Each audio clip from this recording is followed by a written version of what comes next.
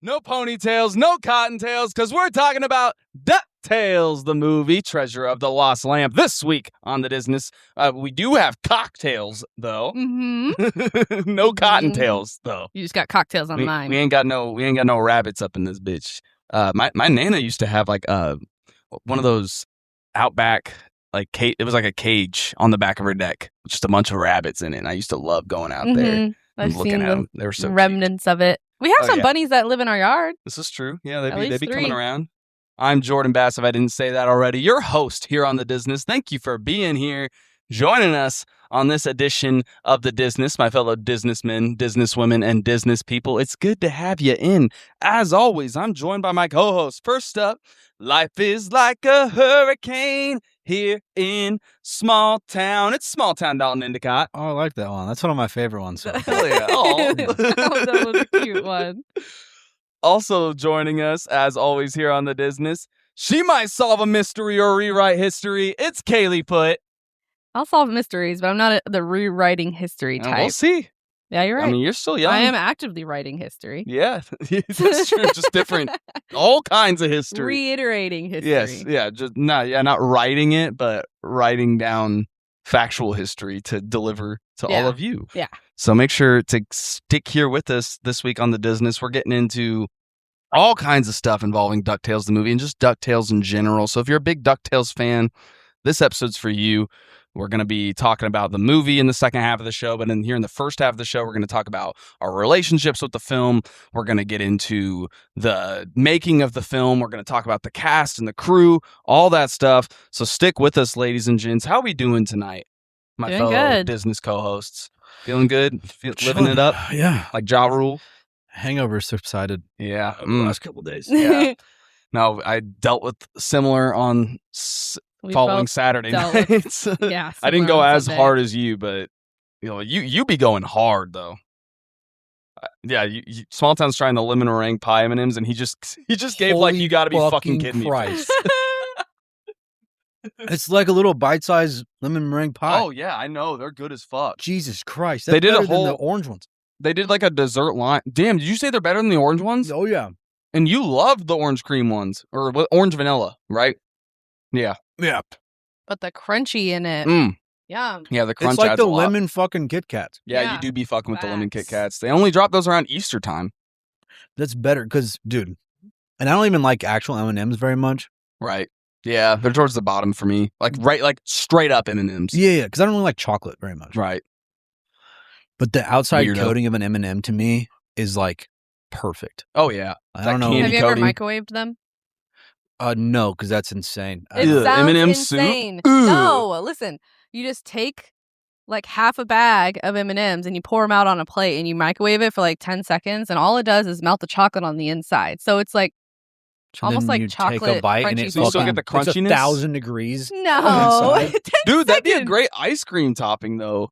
Like legit. Yes. That'd be I've fire. never done that on ice cream. That'd be so But fucking I would sit good. there and eat them one by one, and and they would like pop in your mouth basically, and then you get the crunch of the candy, and then just like melted chocolate all over your tongue. Me and Smalltown Fire. love when things pop in our mouths. That's kind of fruity, but And if I that support doesn't it. drive you off from listening to the Disness, Nothing will. then nothing will. Well, folks, let's get right into it. We are drinking a drink this week here on the Disness that's themed after this film. It's called Scrooge's Golden Tea, which is also a play on the Golden Tea golf game. My dad had one of those in our basement That's for sick. the longest time. I fucking is loved fire. that thing. That was awesome. He obviously bought it secondhand, but that inspired my desire to have a bunch of. I want to have like pinball, skee ball, just some classic arcade games like Mortal Kombat, Killer Instinct. That would be really fucking fun. Can I tell you the truth? No. All right. So getting into this. I fucking hate pinball. Hate Boo. it. What the fuck is the point? This It's is stupid. fun. No, To it's keep the stupid. ball from. It's dumb. Sometimes you don't even get the chance. Sometimes it just falls in between. Do you and know- there's nothing. That's just because you're bad. No. Yeah, you suck at pinball, small town.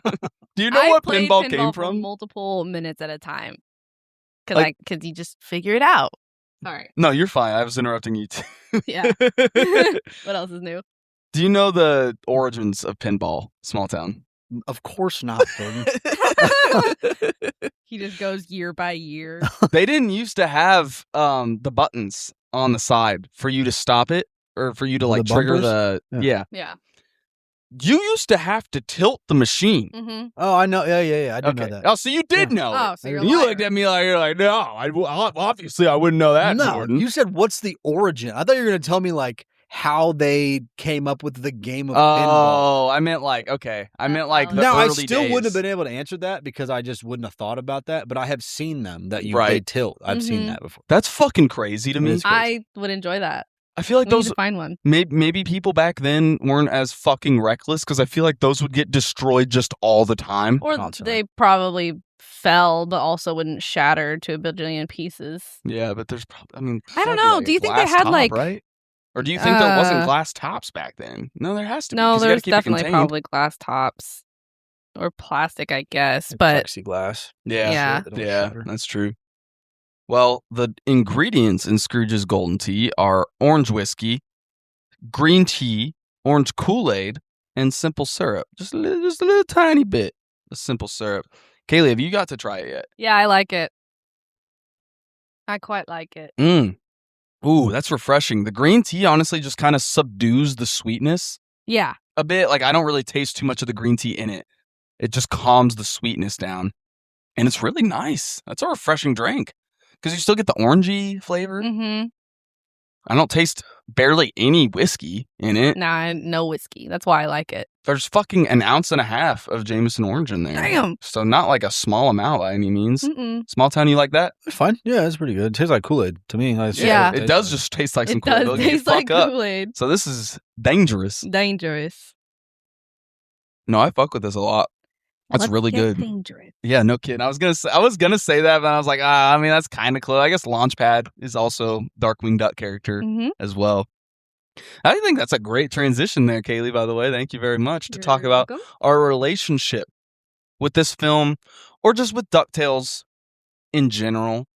I know this was still on TV, not so much. It was still on, like, I think Toon Disney a little bit. I think that still existed when Kaylee was. I think that went out, like, Kaylee, while I'm talking about while me and Smalltown are getting into this, can you look up for me when Toon Disney went under? Because I want to say that was still around when you were a kid, but also it wasn't in everyone's cable packages. I remember Toon Disney. But DuckTales was on TV when me and Smalltown were kids, for sure. I don't know if you've ever seen it, though. Do you have any relationship with DuckTales? No, I know what. I mean, I've seen like the three Duck kids and Yeah. Well, Huey, Dewey, and Louie aren't just from DuckTales either. Like they go back to like the Donald Duck shorts and everything. Yeah. They've been around for fucking decades. Like, and then I know about Scrooge McDuck jumping in his thing of gold. yeah, because I feel like that's just a it culturally makes me relevant think of thing. when Mhm. Peter Griffin did it in Family Guy. Yes. Well, that's honestly, that's the talked thing about about that Family before. Guy. Talk all the shit you want because it is a bad show. Like, it's a great bad show, you know? But they have taught this generation so fucking much about so many, like, I can't tell you how many things that are people that I didn't know about. Oh, their reference game is crazy. Yeah, and then I'm the type of person Mhm. that I'm not just gonna like, I don't know what that means. Like, I'm curious. Like, I'm gonna look that up, you know? And then I learn about, and like Seth MacFarlane's obviously a big fan of like musicals, like Right. Broadway musicals and all this shit too. So you just get so much fun stuff that you like. What's the fucking country music star that they always shoot to for those cutaway gags where they Conway Twitty. Conway Twitty. I Yeah. didn't know who Conway Twitty was Man, before. my grandpa loves Conway. Conway Twitty. Twitty's great. Aw. I love that era of country music too, though, because me and Kaylee are massive Tex Ritter fans. But that's another thing too. Speaking of Ritter, is they reference one of my favorite sitcoms of all time, Three's Company, on there all the time, starring John Ritter. So I love that. They really put us on so much stuff. And yeah, I know exactly which one you're talking about when Peter dives into it. And his bones literally popping out. He's like, all of these like, it doesn't turn into a liquid. It's still just solid. And it's all solid. Whatever the fuck he says. Yeah.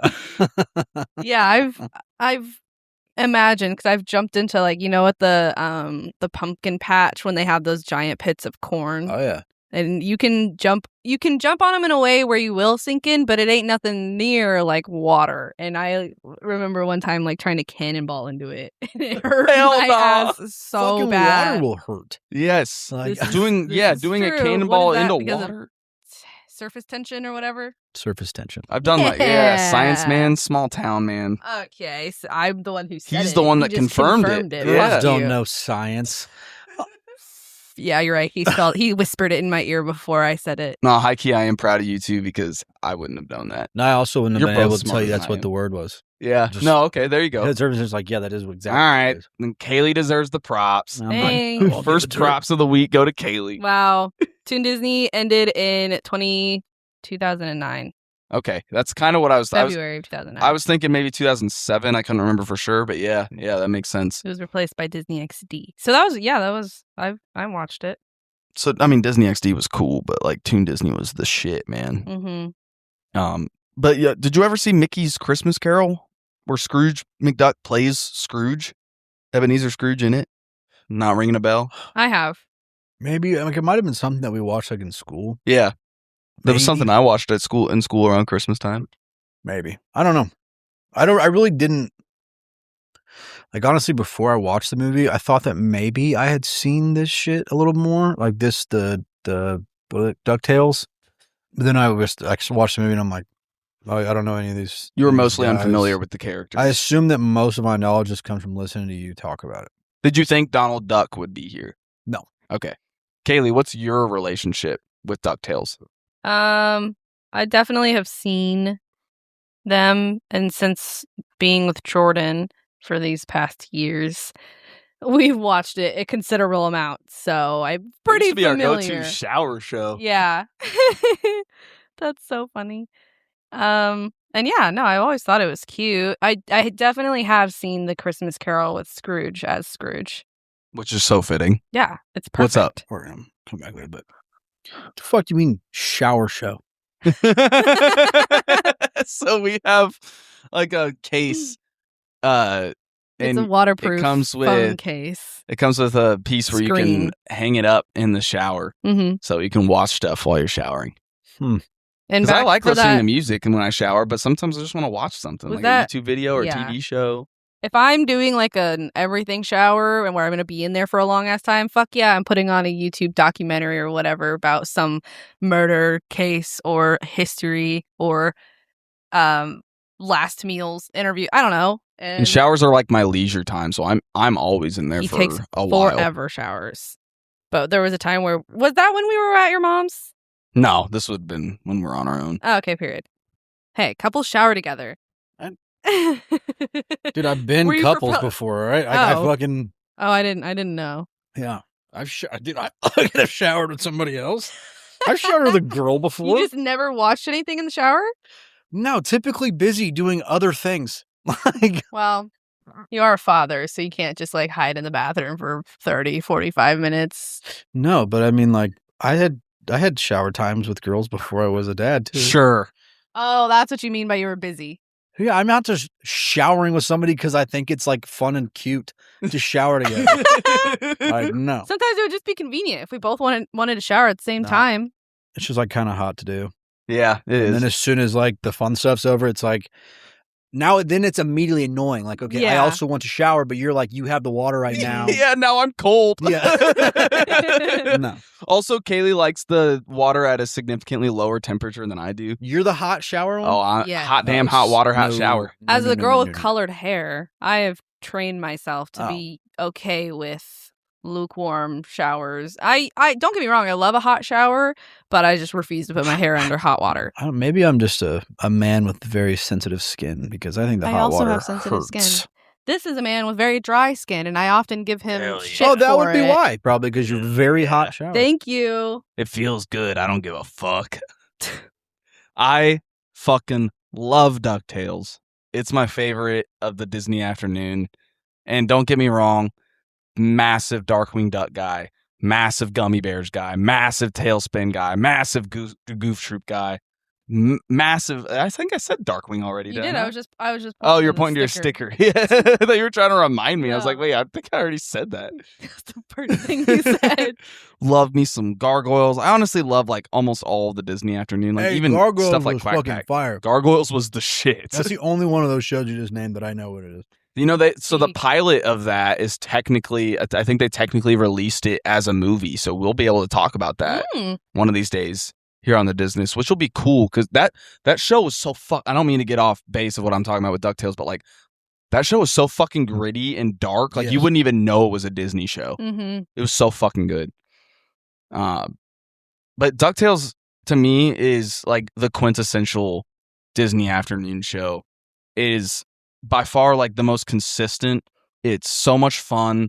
Obviously, they have the benefit. It's kind of like comparable to like the Rick and Morty of the Disney afternoon because they have no limitations. It's an adventure series. They could so like this with the plot with the genie and everything was not far out of the realm. Like I remember on the Proud Family movie where it was like, this seems like kind of fucking weird, you know?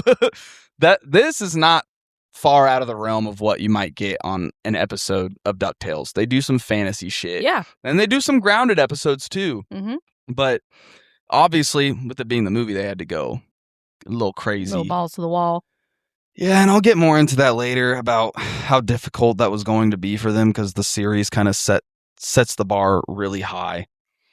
But I'll just leave it at that for now. But yeah, I'm wearing a DuckTales shirt as we speak. I have a deep attachment to I don't really remember watching it too much as a kid, but my mom has told me before that I used to watch that and like Timon and Pumbaa and all of those when I was a kid. So when Disney Plus came out, being able to like rewatch all of those and have a more conscious mind again, like, and actually DuckTales was the last one I got to out of all. I watched like the weird random ones like Quack Pack and Mighty Ducks before I even got to DuckTales because we've talked about before, like me and Smalltown are very similar in this regard.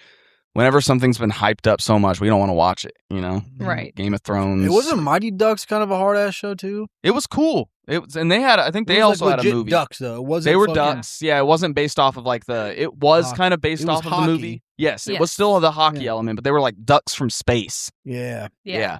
Like superhero-esque. I know that show gets some flack. Like there's not as many people that are ride or die for that, but I actually like that show. But yeah, man, fucking DuckTales fucking rules. I haven't really watched too much of the revival because it kind of takes itself a little too seriously for my taste from what I've seen. I kind of like the quirky, goofy, corny 90s, late 80s, early 90s vibe of the original DuckTales. Mm-hmm. That's just me though, because I'm more into that era of shit than modern shit. Right. But yeah, folks. An old soul. With all that being said, let's move right along into our next segment here on the Disness. Kaylee time. Woo! All right, folks. Just in case you forgot, DuckTales, the movie, but it's Treasure of the Lost Lamp. This movie was released on a Friday, August 3rd of 1990. Oh, so we're nearing 26. We're about at 26 years. Yeah. To the date of this coming out. Almost. That's crazy. The runtime for this movie is 73 minutes and or an hour 13. So not a quick one, which we appreciated. But I also feel like a movie like this, you can't make super long. There's just no way. No, because there's not like, it's literally just about the adventure. Like, if you had never seen DuckTales before, like Smalltown, like they don't really like introduce you to the characters. Mm-mm. Like I feel like the movie kind of expects you to have like some familiarity with them as it is. Yeah, for sure. Back to that day though, 1990, President George H.W. Bush. H.W. Herbert Walker. Senior. Is that I don't think I would have known that off the top of my head that it stands for Herbert Walker. He's a double middle name guy. He should have gone by that. Herbert Bush. He went by George H.W. Bush. No, I know. Yeah, she was saying I like Herbert. Herbert Bush. Oh. Better than Jeb. Jeb. Correct. I don't think you'd be able to get the number one movie. I do, for some reason, kind of feel like we've talked about it before. You're sitting so close to me this week. We're on our new podcast setup, so I fucking saw it out of the corner of my eye, and I know that movie. I've never seen it, but Mark, my cousin, I'm pretty sure, has hyped up that movie. Okay, what genre is it? Isn't it like action, like romance kind of deal? I was thinking maybe like kind of like rom-com drama. It's like a drama, maybe not action, but like a dramatic. Like I said, I've never seen it. Kaylee just searched Ghost. The reason she couldn't find the fucking results because she looked up Ghost movie. When did Toon Disney in? Accidentally, it didn't clear out. Okay. Is it the movie with Patrick Swayze? Yes. And Is it called a romance Ghost? thriller. Yes. Okay, you know Ghost. He's like making the pot together. He's like, oh, that's where that's from. Oh yeah. I know that because that's been parodied to death. I just didn't know. I've never seen that movie. I think they parody on Family Guy. They have, yes. I think they've done it multiple times too on Family Guy. I just watched that episode literally last night because Jordan fell asleep after we were done watching the movie. I stayed up for like at least another hour, and I was just watching Family Guy, and it was the episode when they're all on the cruise ship. Okay. And yes. Peter is doing it with Chris. Yes. Is it does it have the oh my love? Yeah. My darling. Yeah. That's fucking funny. Okay, anyway, so yeah, that, and then the number one song is a song that I don't think you guys would get either. No offense. R&B. Yes. Or, I guess. I don't know. Yes. I already saw it. Oh, yeah, okay. It's Vision of Love by Mariah Carey. Would have never got that. Yeah. No. I thought that was gonna be your next guess. Yeah. I do love 1990 Mariah Carey specifically. Yeah. Year. It's a great year. Before all the Christmas stuff came out. Uh-huh. She seems like a real bitch, huh? You've said that before. Yeah. I just saw another video, I think it was yesterday, of like people like behind her like taking her coat off for her, and like she just like seems like, oh my god, like everything is so fucking hard for me and Mariah Carey. It's like, dude, she's been too fucking rich, too famous for too fucking long. Yeah, that's a fair point. What's that Mariah Carey song I've been listening to a lot lately? We Belong Together. That's a classic. Together. That is a good song. We talked a lot about the 90s, so I'm just going to list a couple of things. I know, probably one of the best decades. As we know, no internet for real yet. MC Hammer's popular, along with leotards and colored tights. Shout out. Let's bring that back. Jenga. Yeah, let's just start wearing leotards. Yeah.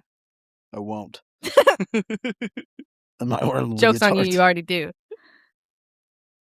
Jenga, Game Boy, and then this was just a random fact I came across. 15 million Bart Simpson t-shirts sold this year that had like quirky, sometimes like kind of inappropriate little quotes on them, to the point that schools started banning the t-shirts. I've heard about this. Yeah. That's so funny and random. And then Alice in Chains released their debut album. I do fuck with a couple Alice in Chains songs. Hell yeah. Same. I didn't even know who they were until I started working at this fucking shop, and he'll play just like rock music. Yeah. And then there's like the dog. Oh yeah. Beat. What is it? Man in the Box. Bro, that song's great. If I'm like pissed off in the morning, I would just listen to that song so loud in my car on the way to work. Aww. Hell yeah. Oh, dude. That's awesome. Just feeds violence inside of me. I love whenever places play great music, like that smoke shop, Seventh Heaven, plays such great music all the time. Like I never even noticed they had music in there. I'm in there. We were in the records side, and I think they play records. I could be wrong about that, but I think they might. I'm just hearing like this Bob Dylan song. I'm like, I've never heard this before, but I fucking love this, and I Shazam that shit, and now I listen to it. Like, I love that shit. I love being put on some fucking music that's been out for fucking decades. Facts. But back to this movie that's been out for a few decades. The budget for her was $20 million. Didn't do the conversion this time around, but I'm sure it's probably, it'd be $145 million. Yeah, probably. It's honestly a bigger budget than I was thinking it had. Yeah. And then the box office was $18.1 million, which resulted in several other DuckTales films getting scrapped. They had a whole idea for a series That of them, sucks. and none of the others got made. That's really unfortunate. Mm-hmm. Smalltown's happy that we don't have to talk about it anymore. It's not even that. I have an opinion about this movie without. That's just a reason to keep listening. seeing the Ooh, show. yeah. Okay, fair enough. Okay, that'll be an interesting perspective, actually. For our ratings and reviews, Rotten Tomatoes, the critics gave it 65% with 63 reviews, which is honestly more than I was expecting for this movie. And then the audience gave it 69% with 50,000 plus. Yeah. 69%, dude. Let's get the critic score up to 67%. So we got 6, 7, and 60. Oh my god. And then IMDb gives it a 6.8 out of 10. You know what? I just looked over at my computer next to me. I just looked over and forgot that I have a Scrooge McDuck sticker. Oh my god, you on literally it. do. That's awesome. And then Letterboxd gave it 3.3 out of 5 stars. Fucking insane. Every movie ever. Just insane. My favorite review, a lot of them were very large paragraphs of like people actually. DuckTales has a massive following, But Kaylee. a lot, I get that, and some of them were, but others were also them just like dogging on it. Oh, I don't blame them. Yeah, There's a lot of things to talk about. yeah. So my favorite review is too much stereotype rat henchman, not nearly enough launchpad. Dude, And there was I not agree. nearly enough I launchpad. agree. Thanks, Maxie. Maxie? Maxie. Gorsh, Maxie. Our director was Bob Hathcock. Just kidding. Why'd you say it like Probably that? Bob Hathcock. That's a funny thing. Bob Hathcock. Bob Hathcock. Half-cock. Halfcock. Yeah. Half-cock. Yeah. Back to Bob.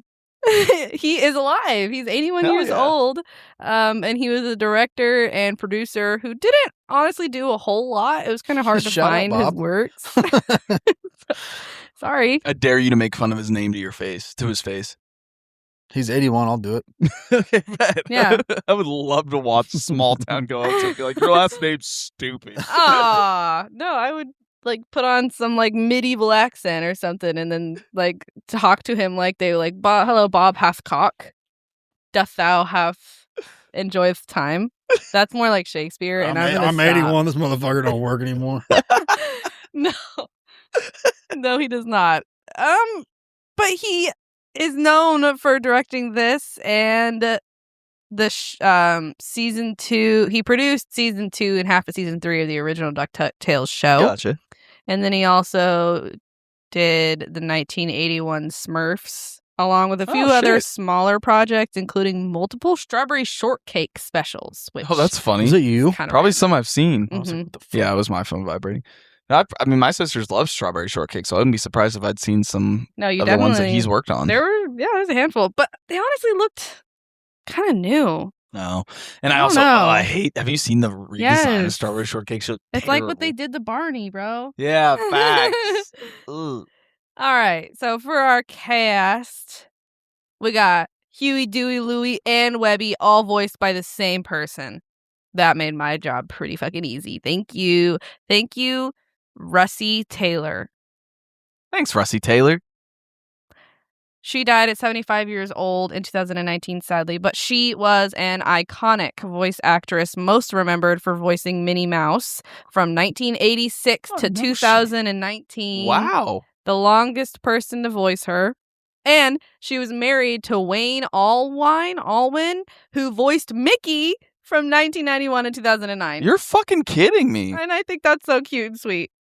Yeah, like they were banging. He hit like a. Oh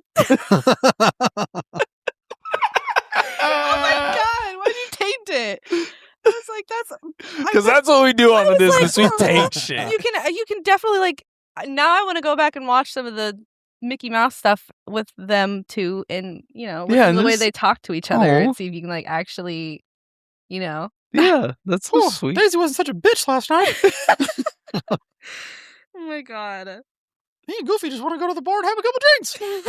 What? You still don't get it? Oh my god. Holy shit. Oh my god, that's great. Russie voiced these duck siblings in the TV show as well, and about damn near everything. She was actually also, speaking of, the original voice of Strawberry Shortcake. Oh, shit. Okay. And the voice of Baby Gonzo in Muppet Babies. What the fuck? Yeah. I love Muppet Babies, Mhm. dude. Man. We low-key might have to do a Jim Henson spinoff, just so I can talk about Gonzo. Yeah, no kidding. She voiced Drusilla and the fairy godmother in the Cinderella sequels. She voiced... Oh my god, I didn't write her fucking name because I knew I would remember it, and then I didn't. Oh god. In The Fox and the Hound 2, I'm almost 95% sure she voiced Widow Tweed. Oh, really? Mm-hmm. She voiced in The Simpsons, The Flintstones, and so many roles in all of the Disney shows, mostly like the Disney afternoon shows, and a lot of it was just like single episodes. Yeah, you see that a lot. I mean, a lot of those voice actors. Yeah, if they're in spread one, out. they're usually in them all, especially the more... No, I'm not going to say talented. I don't know. Well, experience. They who they trusted. Voice actors. You know? Yeah. I mean, she's fucking Minnie Mouse. Yeah, Obviously, she's right. been a voice in a lot of shit. And Maybe a lot of them had contractual agreements too. I don't know. True. But she sadly died of colon cancer and will be remembered forever by that voice. Next, we have Scrooge McDuck is Alan Young. Who we've talked about here on the show We have talked about him before. He died at 96 years old in 2016. Such a legend. R.I.P. Yeah. He was a British Canadian and American actor. Pick one, dude. Who was best known for this and his character Wilbur Post in Mr. Ed. He voiced Scrooge for over 40 years, starting in 1974, and was everything from movies to albums to video games to amusement park rides up until his death. He voiced Hiram Flaversham in The Great Mouse Detective. Yep. And that was really mostly it for his Disney work, so this might probably be the last time we talk about him. Yeah, if you didn't already know that, go watch The Great Mouse Detective because Flaversham just sounds like Scrooge. Yeah. It's like it's much more subdued. Yes. It's not as like exaggerated, you know, because he's more of a, I guess you could say, that movie as a whole, it's very funny still, but it's a lot more like serious type, you know? Yeah. So he's more subdued for sure, but definitely sounds like Scrooge. And he was a very respected actor and died of old, but had 3 wives. Hell yeah. Sex, am I right, Smalltown? They both nodded their heads. Died of old. I know, I love when Kaylee says that. Well, hey, that's like the best way to die. This is true. And then we have Murloc in Dijon. Murloc was Christopher freaking Lloyd. That fucking threw me for a loop when I saw that in the credits. I was like, crazy. holy shit. Yeah, it's Doc Brown, motherfucker.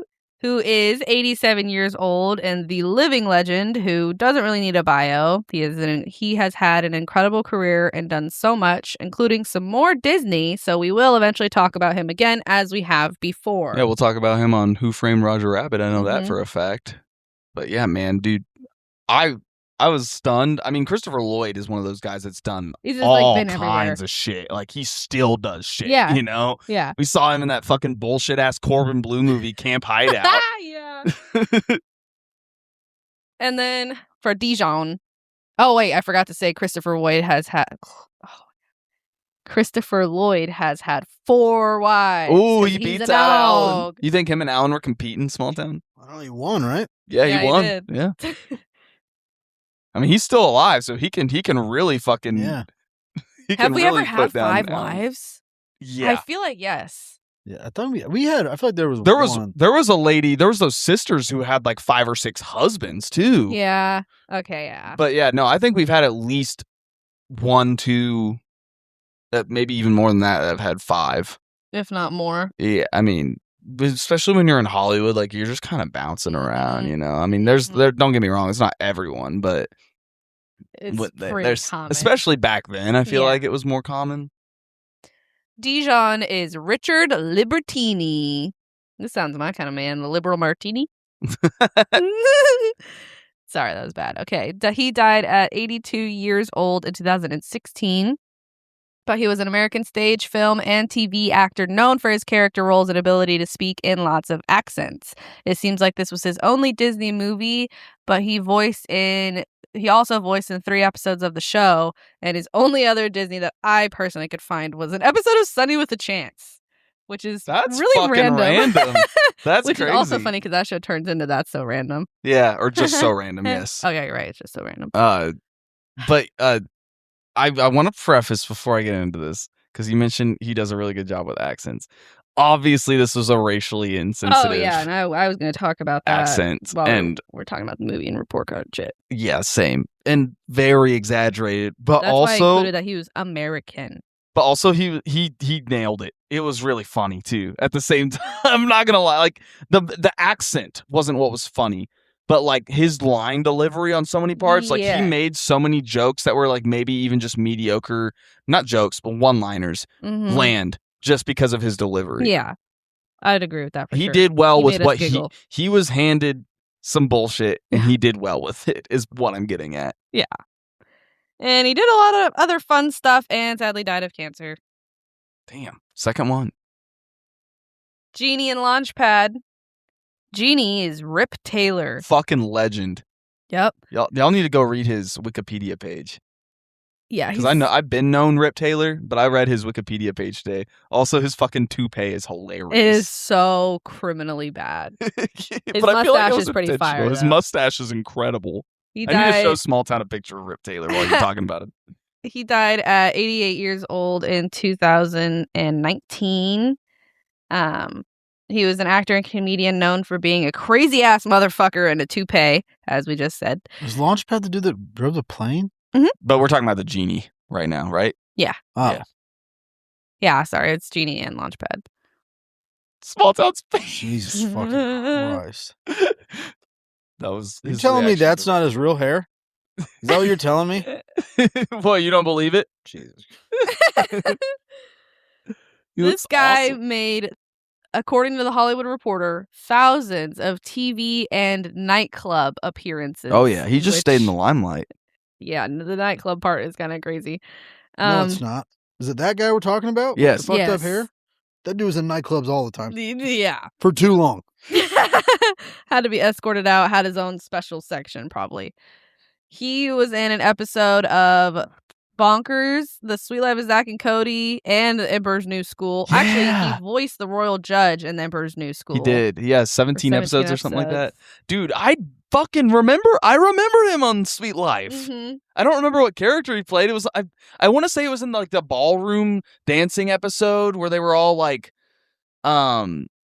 learning how to ballroom dance for some reason or another, like, and he was like, it was like a competition and they were all partnered up. I won't be able to remember it as well. While you're gonna keep going, I'm gonna figure that out Yeah, for sure, go because I ahead. feel like that's the one he was in. But that was all the Disney that he was in for real. And then Launchpad is Terrence McGovern, 84 years old, still alive. He's an actor, Nice. TV broadcaster, radio personality, and acting teacher, best known as Launchpad in DuckTales and Darkwing Media. So he voiced him in both. He also voiced Babyface Beagle. Oh shit! Really? It's random. One of the Beagle brothers Mhm. who are absent from this film. And this looks to be his only Disney roles, from what I saw. Yeah, he was in that episode, by the way. Of the Sweet Life of Zack. Wow, he ballroom clocked it. dancing Good episode. job. Yeah, well, I just remember he has like an awesome fucking performance in that Mm. episode, so that stuck out to me in my memory. He also played himself on an episode of George Lopez. He played himself in a lot of things. Yeah, he just, played made himself on Will and Grace appearances. too. Yeah. And then for our last 3 characters, Mrs. Beakley is Joan Gerber. I I love think she's Mrs. related to Beakley. the Gerber family. Shit, if she is, she's rich. She got money, but she's dead. She died at 76 years old in 2011. She did a lot of voice work, but the only other Disney I saw were some like single episodes of Disney afternoon shows. And then Duckworth, the butler guy, Also love him. was Chuck McCann. Love a motherfucking name, Chuck. Died at 83 years old in 2018. He's an actor, comedian, and puppeteer. He also voiced some Beagles in this show, and he voiced Santa and Mickey's Twice Upon a Christmas, Oh, that's funny. along with a bunch of other small roles, once again, for Disney. And then Mrs. Featherby is June Foray. Died at 99 years old. She's in a bit of a legend herself. 2017. She is a prolific voice actress that's done so much, including voicing Grammy Gummy in Adventures of the Gummy Bears. Oh, that's yep. That's where I first discovered that name. And she voiced the grandma in Mulan, and she voiced in Cinderella and Hanna-Barbera stuff and Looney Tunes stuff and Cartoon Network stuff and so much All more. my favorite shit, dude. Scooby-Doo and Flintstones, just like all kinds of just a lot. Now that is a name I've seen pop up a lot Mhm. over the years in different things that I watch. So yeah, man. Especially you. Like, right. The majority of her works are things you watch. I remember seeing she was in one of those fucking random ass Yogi Bear specials. Oh hell yeah, Jordan! No wonder you recognize that name. Hippopotamus or some shit. Magilla Gorilla. I think it was Magilla Gorilla. Was it? I love Magilla Gorilla. And then all I have left are fun facts. So I'll just breeze through these real quick. This was almost a 5-part series, like what did become the prequel to the DuckTales series, Treasure of the Golden Suns. And the show was known for doing multi-part episodes. So that wouldn't have been a strange thing for them to do. They just tried to make it. They wanted to make it a film, and they did, and then it didn't make the money back. So that never happened again.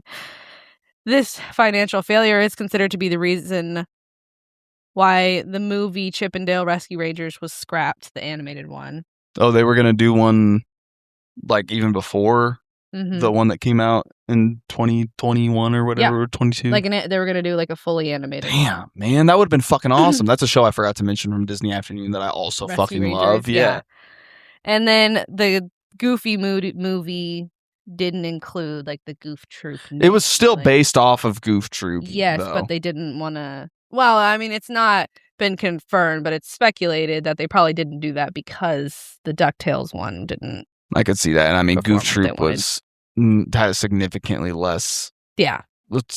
smaller following than DuckTales did and still does to this day. And it worked out for them because the Goofy movie is fire. And I mean, it's funny because a Goofy movie is very culturally relevant to this day. Yeah, people love that movie. Yeah, I mean, if anything, it's one of those movies that with time grew more of a cult following as well. I mean, I know it was reasonably financially successful because they did the sequel, the direct-to-video sequel, but a lot of people don't even realize, from our generation anyway, that it's based off Goof Troop. A lot of people don't even know Goof Troop existed. I didn't. I didn't know Goof Troop existed before Disney Plus came out. And I didn't know until I met you. That was actually I watched Timon and Pumbaa first, and then I started watching Goof Troop. So those were the first two that of anything. I maybe watched a movie or two, but of any show or on Disney Plus, those are the first things I watched. Yeah.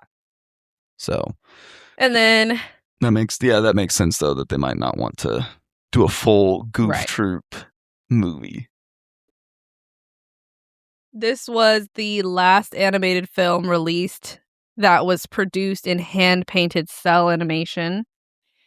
So that's pretty crazy. The last one? For Disney. Okay. Sorry. Well, and I think that actually, visually, you can tell that because every Disney, what is it, Disney Movie Tunes movie that comes out after this looks different, you know?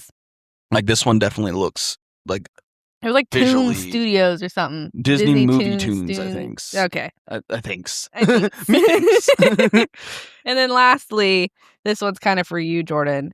You can see Darkwing Duck City, St. Canard. St. Bernard or St. Canard. St. Canard. Off the coast, in a wide shot of. No shit. That's a fun little thing. Yeah, you can see the city line. As one could assume, the story specifically draws from the folktale Aladdin and the Wonderful Lamp from 1001 Nights. Obviously wasn't based off of Disney's 1992 Aladdin, which came out a couple of years after this, but both of those projects were obviously in development at the same time. They just took place in separate animation departments, which is crazy to me because obviously I would think they would have to be aware of each other. Yeah, they took some things from this and used it in Aladdin. Do you think they were workshopping some stuff through this for Aladdin? Yeah. There were some things that worked that they were ooh. Right, because even down to the ending with the genie becoming free. A person, being freed, that's directly Aladdin, you know? And I've never read Arabian Nights, 1001 Nights. I've never read any of that Right. shit. So I don't know like what the exact specificities of that story is. Are. But yeah, no, obviously this took inspiration from it. And the theatrical poster is also intentionally inspired by Raiders of the Lost Ark as well, which I think is cool. Like it definitely has that Indiana Jones. Yeah, there were some people that were mad. They were like, is this Aladdin or is this Indiana Jones? Make up your mind. And I was like, bruh. And this was the first feature film by Disney Movie Tunes. Yes, it was Movie Tunes. Okay. Which was at that time a newly created Disney division for theatrical animated spin-offs and then later direct-to-video films. So they went on to be responsible for, like we talked about, Goofy Movie and its sequel, the Aladdin sequels, Return to Neverland, The Jungle Book 2, basically all of those lesser-known sequels. And they were even active going into the 2010s with the Planes movies and the Tinkerbell movies as well, which I didn't realize how many of those Tinkerbell movies got, like, theatrical releases. Oh, yeah. I don't know if they were released to all theaters or like they got smaller releases, but probably not all theaters, but I also didn't know how much money some of those movies made. Like Return to Neverland and Jungle Book 2 made fucking bank. Really? At the theater. Yeah, holy shit. They made like $150 million or some shit. The animation was handled largely by Walt Disney Animation France, with work also split across European studios and post-production support in Asia.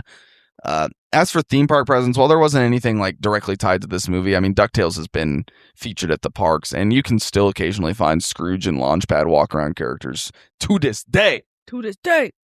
Just a few more miscellaneous things, though, that I wanted to make note of. The show did continue after this film, so this didn't serve as a series finale. While Genie never appears in the DuckTales show again, which is funny because he becomes a boy, and then he's just never seen again. Dijon actually does make a couple more appearances, surprisingly enough, including he was prominently featured in the series finale of DuckTales. Okay. He discovers his brother named Poupon. Of course. Bro. He also appears in the DuckTales revival series, but he's a toned-down version of this character for obvious reasons. And he's under a slightly different name, too. So his last name is like Dijon, or something like that. Okay, like it's like a D''Jinn or some shit like that. Genie actually does make some more appearances after this. Oh, wow. He has a one-panel appearance in the 2012 DuckTales and Darkwing Duck crossover comic, but more importantly, he also appears in the DuckTales Revival series in, I think, 3 episodes. One of them I really want to watch. It was like he traps them in Quack Pack or something like that. That show is so fucking meta. Like, it's almost too meta for me, but like shit like that sounds fun. Mm-hmm. The episode is literally called Quack Pack, I'm pretty sure, because at first I thought they were saying that he was in an episode of Quack Pack. So then I went on this rabbit hole of nothingness. Oh, God. Before figuring that out. Just wasting your time. But guess who he's voiced by in that? A pretty well-known 90s sitcom star. Jerry Seinfeld. No, that would be awesome. That's funny. I don't know. Jaleel White. No way. Voices him in the revival. Damn. So I thought that was pretty cool. That's crazy. And then Murloc, surprisingly enough, went on to make a couple video game appearances. I actually did know this because I think it's Donald Duck Gone Quackers, I think, which... Gone Quackers. I played as a kid. Aw. But I didn't put 2 and 2 together until I saw the screenshot of Murloc today. I was like, oh, fuck. Yeah. He was like the main villain in that game. Damn. I can't remember He'd if be a good villain for a video game. Yeah, facts. He was in another one, like a Mickey Mouse video game, too. Okay. So, yeah, no, he was definitely. I wonder if it was one of the Kingdom Hearts ones or something. I don't know. But I do think that, like, that's probably why we ended up seeing him again in that form instead of, like, on DuckTales or, I mean, presumably he dies. Yeah. Or... Honestly, I'm talisman, so like, yeah. Don't say talisman yet, because I'm saving myself. Go listen to the Halloween Town episode if you want to get context on the talisman. That's all I got, though, folks. On our second half of the show, we will be getting into the meat and potatoes. Smalltown, you hungry? I could eat. Yeah, you could eat some meat and potato. What kind of meat you thinking? I got everything in the smoker right now. Like I started smoking like 14 different kinds of meat just in case. Oh, okay. So we got like raccoon brisket, Yeah. We got, Frog legs. we got some raccoon squirrel in there. steaks. Got some rabbit in there. I Nice. took some of the ones that my nana had. Oh my god, that's evil.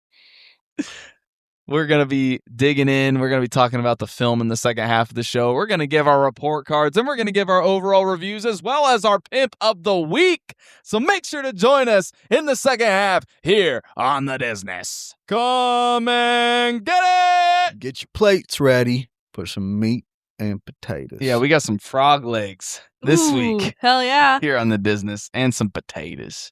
You know, they're not mashed this week. They're like the breakfast potato kind of potatoes. Ooh, I just wanted whole, not Just a quite, whole potato. not quite cooked enough potato. Oh my god. Is that Just eat like Jameson apple. rubbing off on your small I just really want to taste the starch. We're back here on the Disness. Thank you for God. sticking with us as we're about to get into the film. I'm Jordan Bass, your host.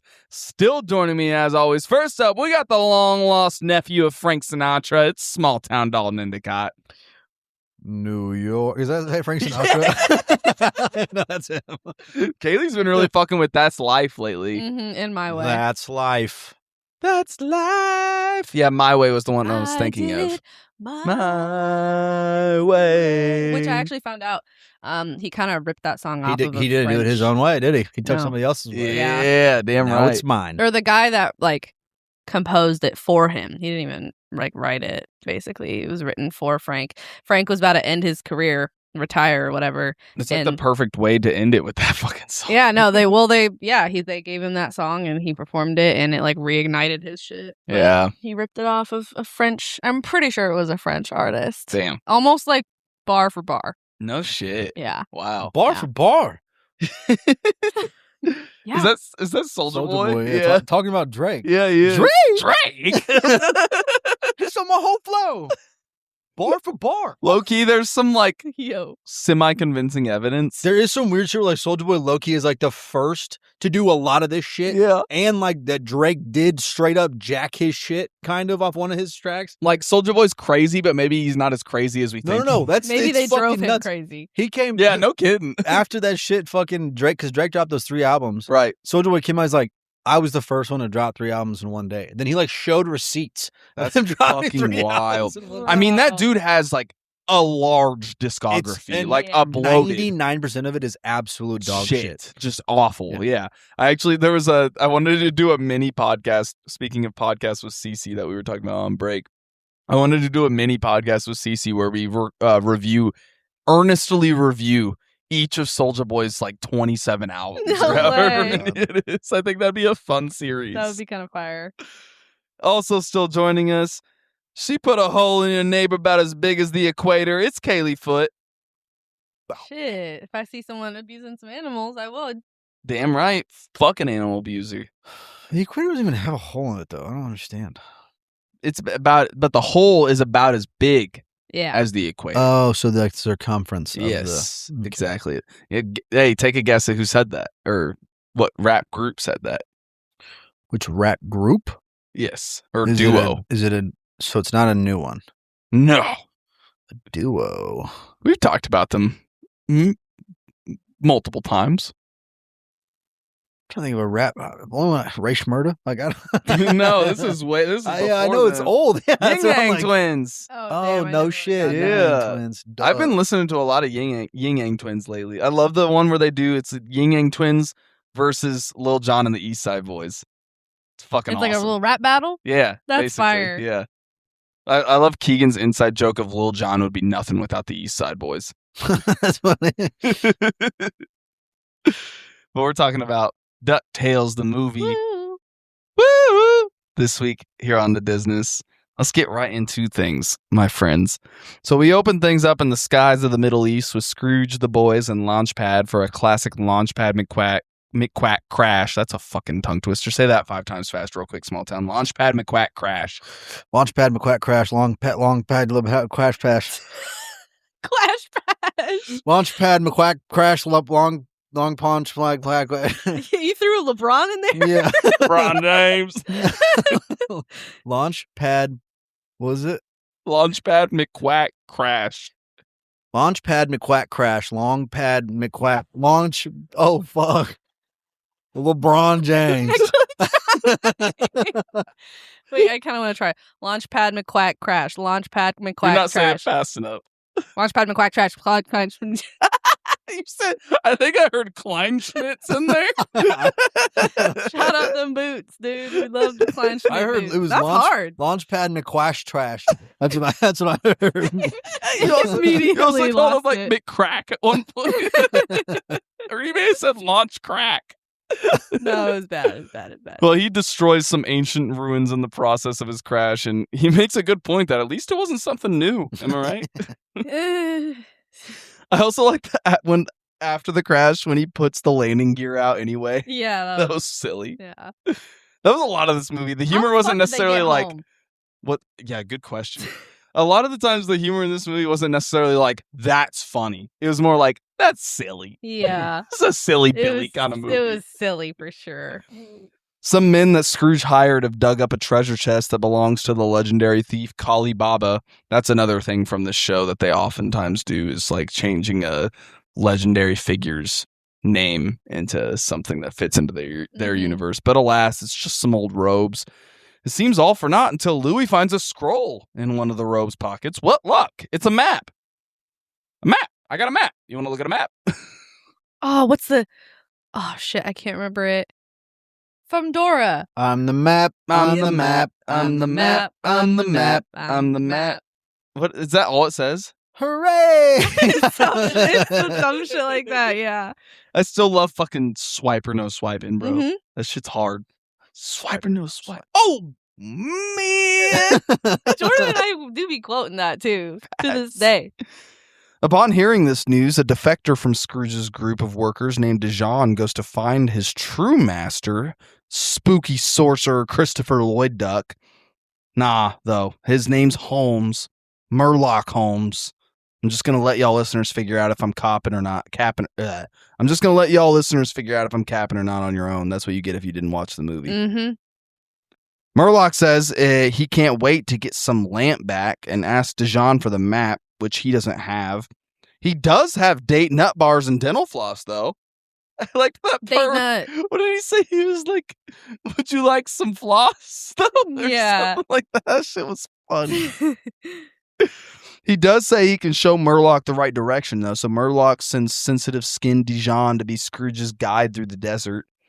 Away our heroes go on some camels. When they come across what looks like a tiny pyramid, they decide to start digging in the sand, and sure as shit, it's actually the full-size pyramid that they're looking for. Ain't no way they dig that shit out in one day. It was actually funny when Launchpad kicked the pyramid and went, "Youch! Oh, my tootsie!" Immediately after his camel tripped over it too. Yeah, no like, kidding. And in a day, and also, I don't think Scrooge helped. no. It was Huey, Dewey, Louie, and Dijon. It was Dijon and child labor. Dig that shit up. It's funny Unpaid how labor. child labor doesn't count if they're your fucking Family. dependents. Mhm. Yeah. They're your dependents. Yeah, it's like do whatever you want with them. You don't have to. Yeah. And you don't have to pay them. And also, Right. I mean, shit. If they didn't want to work, actually, that's incorrect. As soon as I was strong enough to push a lawnmower, my dad had me out there every week. Oh, really? Yeah. This pyramid is loaded with booby traps, but our gang of good guys managed to evade death at every turn and eventually come across the treasure as giant scorpions loom below. Important note to make here as well is Scrooge lets Webby have a golden lamp for her tea set. Mm-hmm. So hold on to that one. Earmark that. Dog. What do they call that? Doggy. Fuck. Dog ear? Bunny Dog ear ear. that. Dog ear that. In Mhm. whenever In you your fold book? a corner of a book. Dog Yeah, ear. dog ear that. Which Yes. pisses me off when people do that. When people You fold think you're a corners of fucking books. librarian or something, dude? Yeah. She is. It's my book. I'll read the page and tear it out. Okay, Yeah. but if it That'd be awesome. Yeah, done with that one. that's crazy. That's so crazy. That's why you No, switched to audiobooks because you were That wasting so. Bro, could you imagine going to somebody's house? They just have like the empty shells of books. Like, y'all know the page, I just tear it out and throw it away. Look, I have to get out of here I was gonna now. say that is You're a sociopathic psycho. serial killer behavior. I'm terrified. No, but I was mainly talking about for library books. Yeah, that's fair. Do whatever you want with your own books. I don't care. People that like write in their books and highlight and do all the things, I personally can never see myself doing, but I hate it. I got when talkie dust on my last book.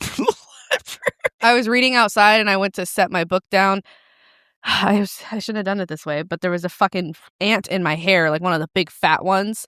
And so I started freaking out and I flipped the book page side down on our little table. You know those like stupid ass little teeny weeny tiny red bugs?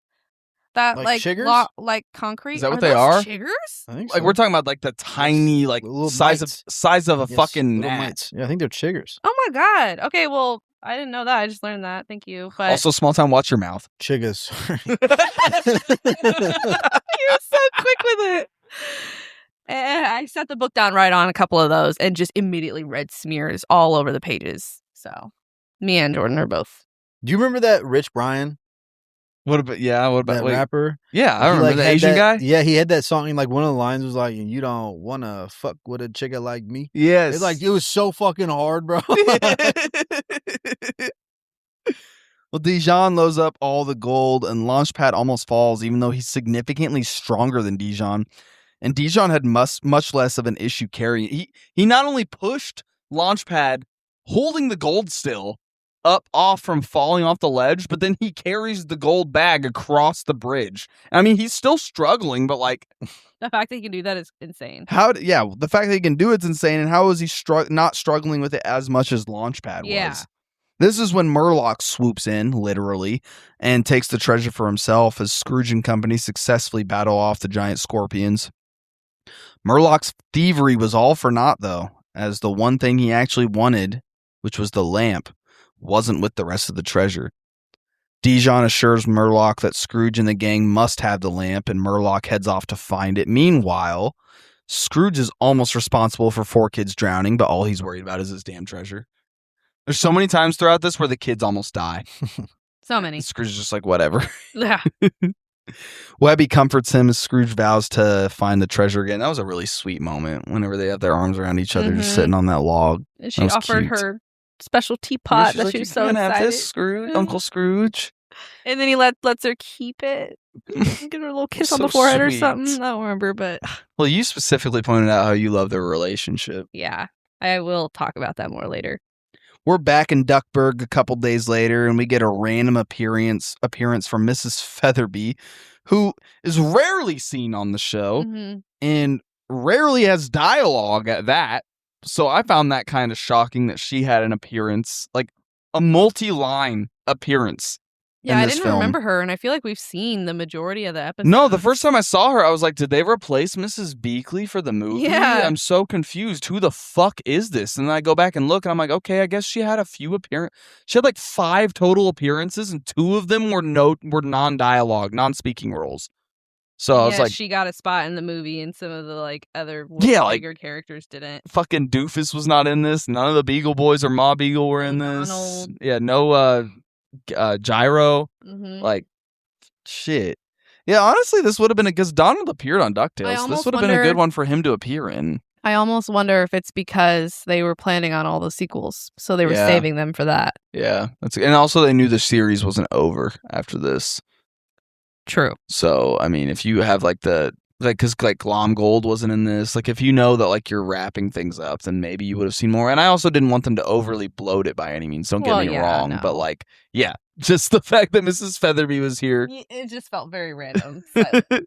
Scrooge is hella pissed off and don't want to attend the archaeology ball or whatever. I don't really give a fuck. In the kitchen, Webby is polishing the lamp when all of a sudden it starts to shake, and out pops a tiny genie. He hasn't been out of the lamp in centuries. He's got a foot that's been asleep for 6 centuries and has the worst catchphrase of all time. I feel like they kind of abandoned that stupid fuck after shoving it down our throats. I feel like I didn't hear it as much in the second half of the film. Shabooey? Shabooey! Yeah. Because it got more serious, I guess. I wish it was many reasons. I wish his catchphrase was Shaboozy. That would have been great. I actually would have fucked with that. That's where Shaboozy got his name. Was this movie? He's just a big DuckTales the movie with fan. it as a kid. Probably. Maybe. The genie catches up on his history by reading the entire encyclopedia and also finds out that the Earth isn't flat, which that was kind of funny. Dewey asks where the fuck their wishes are, and the genie's like, shit, I was hoping you ain't gonna know about all that. Webby immediately causes chaos and shows right away why she shouldn't be getting no wishes. Fuck Webby. Why the fuck is she wishing for the stupidest shit? He really is. And then they gotta waste fucking wishes fucking cleaning up her mess. Yeah, also, bro, how come everybody gets to make wishes? Like, what the fuck are we Yeah. I thought there was gonna be a thing of like, they rub the lamp, like, he has to go back in and then they can pass it along to the next person. Hey, But all of their wishes were counted as like a collect. It's not like they were all rubbing the lamp at the same time. No. Yeah. And they all got 3, right? Yes. Yeah. And They then got also 12 fucking wishes. Scrooge McDuck got to wish stuff. Mhm. That fucking Murdoch or is it Murloc? Murloc got wishes. Well, he has Dijon got infinite wishes. Wishes. That's right. He has that. The fucking one thing that thousand. really kind of fucked me up was how, so like Dijon interrupted, like Scrooge still hadn't had his last wish yet. And Dijon rubs the lamp and he gets the genie before Scrooge even has his last wish. I think it's just whoever can hold the lamp. Yeah. Yeah. And then it just Because depends you on. have to rub it. Right. That's true. Webby wishes for a baby elephant. Just starts destroying the library and scares the living daylights out of Mrs. Beakley, who runs Mhm. off to tell Scrooge what she saw. Before Scrooge can see the baby elephant, though, Huey uses his first wish to Huey. kill the baby elephant. That's what I Kill took that that as. bitch. Literally took it out of his existence. Mhm. Huey killed that elephant. Scrooge confronts the kids as he has his own suspicions that Mrs. Beakley wasn't lying, and the kids hide the genie in the closet. Scrooge discovers him anyway, but he passes himself off as a kid named G. They said G, right? I'm not tripping? Because he almost called him Genie. Right, but But they then just you said stop at G. G. Yes. Okay. That's another dog ear that real quick. Okay. And they convince Scrooge to let him stay the night. The kids sure do make use of their wishes as they wish for all kinds of ridiculous shit, including a giant ice cream sundae, which has to be one of the biggest wastes of a wish I've ever fucking No, heard. literally. That pissed me off. You mean you're like a giant fucking ice cream sundae? Like that's just gonna fucking melt before you can even eat fucking a quarter of It it. also Yeah. makes it way fucking dumber because their uncle's stupid rich. Yes. Yeah. They literally could have wished for an ice cream factory that Scrooge would like be able to own, and they could just go at any time they want and get ice cream. I mean, they are kids. But Think they're, all- they're smart ass kids. This is true, but I mean, think of all the dumb wishes we would have made as kids too. I would have wished for Dude, I would be money, so good with a genie right now. animals. Yeah, what would you guys wish for? Well, first of all, without a doubt, generational wealth, Hell yeah. number one. We're gonna go ahead and we're just gonna get rid of war in general, Mm. which I actually don't know if that's even allowed. Didn't somebody try that? Yeah, One he of the wanted, kids one of the wanted kids world wanted peace. world peace, and he's like, nah. Yeah, that shit don't work. He said I do wishes, not miracles. Yeah. I don't know. I'd have to think. One of the ones I've always had is I'd wish I wouldn't want immortality because I don't want like all my friends and family to like Yeah, die and then I just gotta keep living. And also I feel like immortality would suck. it would suck ass. Mm-hmm. What I would want is for every single day to have like an additional 12 hours or something like that. Where every day you just get more time, more time to sleep, more time to relax, more time to get stuff done. But like work and all that stuff stays the same, Mm. No, I don't even want to work. So and Yeah, I no, want no more generational yeah, no, wealth. exactly. Yeah, No work. that's true. No work would be nice. Well, also like if you had generational wealth, then you'd be chilling. But you got to be specific with genies though. So you'd have to Oh. wish like that Jeff Bezos gives you like Well, yeah, I always think about the Fairly Odd Parents genie, Yes. where he always kind of fucks up the wish. or the fairies. Yes, Yes. yeah. But or like I Cosmo, definitely yeah. would like. I want to be a fucking professional athlete of some kind. Right. Be like They'd Get make the you a chance. fucking professional curler or That's something. Bro. Make like $40,000 a year still. Or like a professional lacrosse player, but your physique doesn't change at all and you just get paralyzed in the first game. Yeah, true. Right? Professional wheelchair rugby player. Oh my God. A para Wheelchair Olympics rugby goes champion. hard, bro. I love wheelchair rugby. Kaylee, what are your wishes? Definitely probably like generational wealth is a good way to put it, because I'm trying to think of like enough money to where me and all mine can have money and be good, and I can do all the things I want to do to help all the people and things and stuff, but still have money to pass on to my next generation. I feel that. Maybe just like be a trillionaire. Yeah. I could like literally wipe out student loan debt, end world hunger, do anything and everything that I said before, and then still have a stupid amount of money left over for like the next 7 generations of our kids and stuff. So I've also thought that like a good wish would be like being impervious to like pain and injuries. Not having to sleep, but not like being tired or going crazy, just being able to utilize 100% of your day. And I could sleep when I want. Well, yeah, I was gonna say not being able to sleep, but like not suck. getting tired. You have to be conscious at all times. No, but like not getting tired. Right. So I just constantly have energy. Wish I could drink 30 Busch Lights and not get hungover. That'd be an awesome fucking wish. Specifically 30. Yeah, you go to 31, you're hungover as shit. Oh my god, yeah. 29, you're done for. Back at McDuck Manor, Mrs. Beakley is worried sick because it's nighttime now and the kids still aren't home. Scrooge is like, I'm gonna ground them brats for a month, which the kids overhear. So they make a wish that changes Scrooge's mind as he sends them up for bed. Did anyone else notice, this is the dog ear that I talked about. Did anyone else notice that Scrooge definitely called him Gene here? I think was that just established? The subtitles. No, I rewinded it. It sounded like he called him Gene. And then in he's literally listed in so many things as Gene the Genie. Well, then maybe they called him Gene then. I mean, you could get G and Genie mixed up pretty quick, especially if they did Genie. Like, you could. Right. Yeah. I bet it is Gene. Yeah. I remember the way they calling him G. Too. Yeah. Mm-hmm. Their voices. I don't know. I just feel like they said G. Like, I thought they said G. As the boys get ready for bed, Genie freaks out because he swears he saw Murloc flying outside, and he explains to the boys how Murloc is an evil sorcerer and his meanest master. Apparently, Murloc wished for immortality and all these other wretched things because he had this inexplicable magic talisman that grants him infinite wishes. Mm-hmm. Also, he can like turn into animals and shit. I don't know. But Murloc, I got one thing to say to you, my man. Give me the talisman. He's been waiting and so ready ever since they first said that. Shout out motherfucking Robin Thomas. Robin Thomas, man. The man. fuck is his name in fucking Halloween Town? Why am I drawing a blank on that? Calabar. There we go. Thank you. Good job. The boys want to just wish for the talisman and make things easy peasy lemon squeezy, but of course that's a wish the genie can't perform because they got to have a cop out here.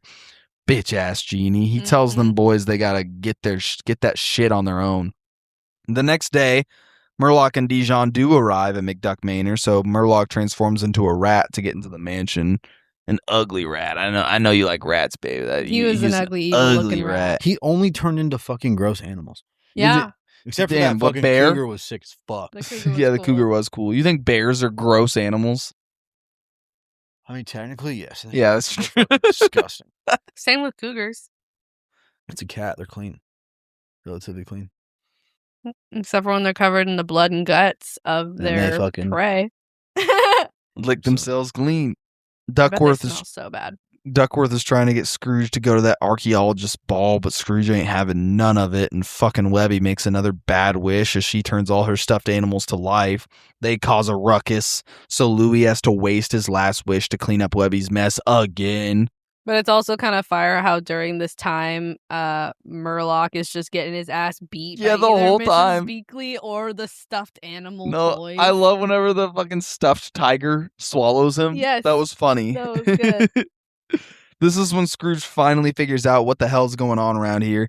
So he uses his first wish to get Kali Baba's treasure back in his possession. That feels like cheating to me. Nah, I would have done the same shit if I were Scrooge.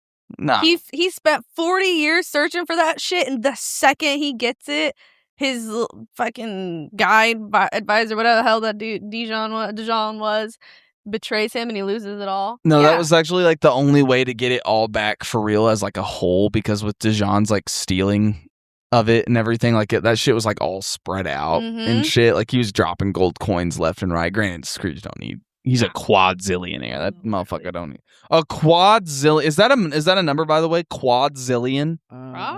Like when you get up to the zillions. I mean, I'm sure it is, but like I just listened to a podcast about like, so they were talking about large numbers that are not infinity. My favorite one is sextillion. We used to laugh about that one all the time in elementary school. Sextillion. Yes. But like there's so many like people just like it's like there's like a thing that people just will make up numbers essentially. But they're not made up because it's really a tangible thing. Like technically we get into the minutia and science of the bullshit. So I mean quadzillion probably is a number somewhere. You know, like a Google is a 1 followed by 100 zeros. Right. Like nothing, like we don't have. It gets to a certain point where it's almost just like completely made up. Mental masturbation. Like you're just jerking yourself off. Like, well, if you kept multiplying and multiplying and multiplying, then it has to get. Oh yeah, no, it's infinite. I'm talking about how many grains of sand would fit in the entire universe. Quadrillion's a real number, but it's not saying nothing about quadzillion. So like you'll get to those numbers, you know what I mean? Like it's but again, it's only for people that like have a PhD in mathematics, and it's not real. Which is not us. No, there's no application to real world shit. Right. Yeah. Scrooge decides now that he's got the treasure again. He is indeed going to attend the ball so he can rub the treasure in all their faces.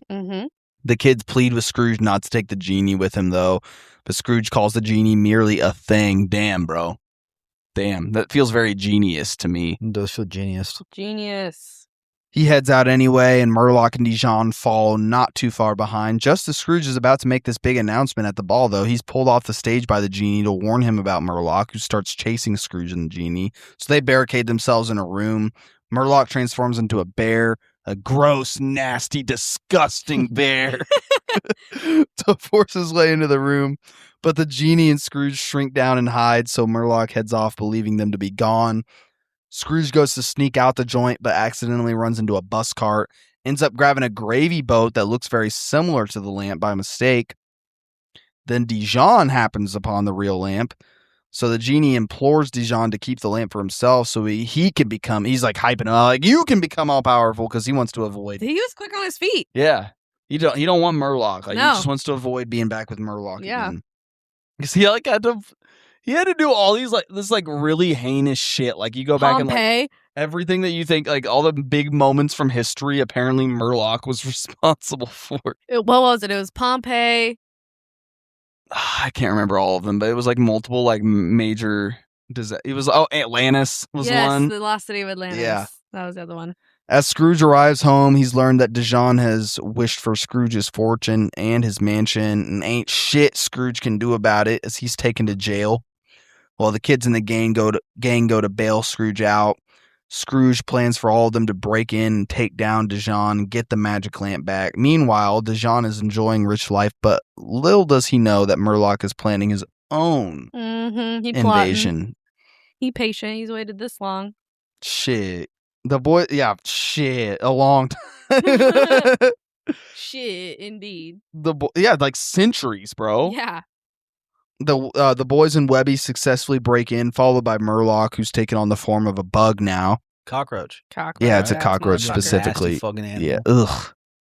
You consider a bug an animal? Are they considered animals? I kind of throw them in like relatively the same category. I know they're not. I mean, I don't know. Do you think a crab is an animal? Yeah. A crab's a bug. It's an ocean bug. Yeah, that's true. It's like a creature. Yeah. Whenever I love crawfish, but whenever someone refers to it as a mud bug, that makes it instantly unappetizing to me. Also, I was eating. So we went to a Chinese buffet a few weeks ago, and I'm like eating a crawfish. And normally, when it's like a part of like a seafood boil and everything, like I don't think about it. I'm just like, just down in that shit.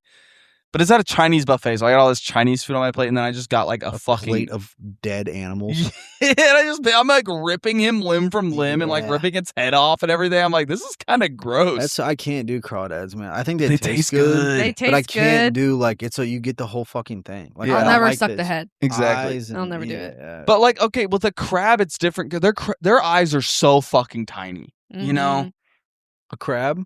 a crab. And typically, when we you're went to not given the Baltimore- whole crab. In Baltimore, you're going to be good. But we were, and I were. didn't mind that. Like that didn't bother me. But I think still it's didn't because eat the brains and Well, stuff. yeah. Like I just ate the meat part of it, but I think a big thing for me with crawfish is that they are so similarly sized to a bug. That's true. yeah. So it was like, but I still ate it. Looking good. They are good, but I was kind of I get a little wigged out. I prefer them headless. The kids head off to the security room to shut the alarm off. Hey, they were almost headless here with them lasers. This Ooh, part, can I tell you yeah. something else that bothers me a little bit, and it's Yeah. very weird.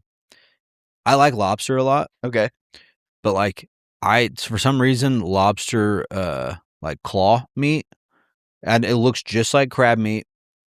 I can't. It grosses me out for some reason. Really? For some reason, it grosses me out. I'll eat the fucking meat out of. Well, I prefer lobster tail anyway. I do too. I mean, I like lobster tail, but like I'll eat fucking crab claw meat. That don't bother me at all. But What for the hell? some reason, lobster claw that's meat so grosses strange. me Is it out. because it's bigger?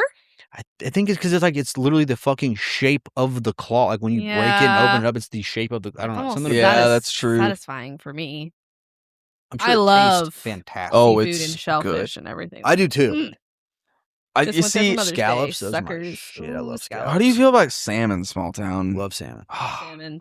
Jordan So we likes had it. salmon. We Fucking had it for grilled dinner a couple weeks salmon? ago. I wanted to give it a good shot, and it's just too fishy for me. It's God, fresh, I man. completely disagree. This guy can eat fish and chips any day of the week, like cod. Mhm. Oh, cod is He very likes fishy. sushi. I love all fishy. All Okay, fish. well, literally but, like, fry fishy anything fish. and I'll eat it. Mm. You can fry Small Town shit right I'm now gonna- and I'll eat it. I've Dip it actually in ranch. babe. I'm gonna make this recipe here soon. Okay. Marry me fried salmon bites. Okay. They're like air fryer salmon bites. Okay. I think you would fuck with that. I might like that. Yeah. Yeah. I don't like mushrooms and I love fried mushrooms. What fucking you like catfish?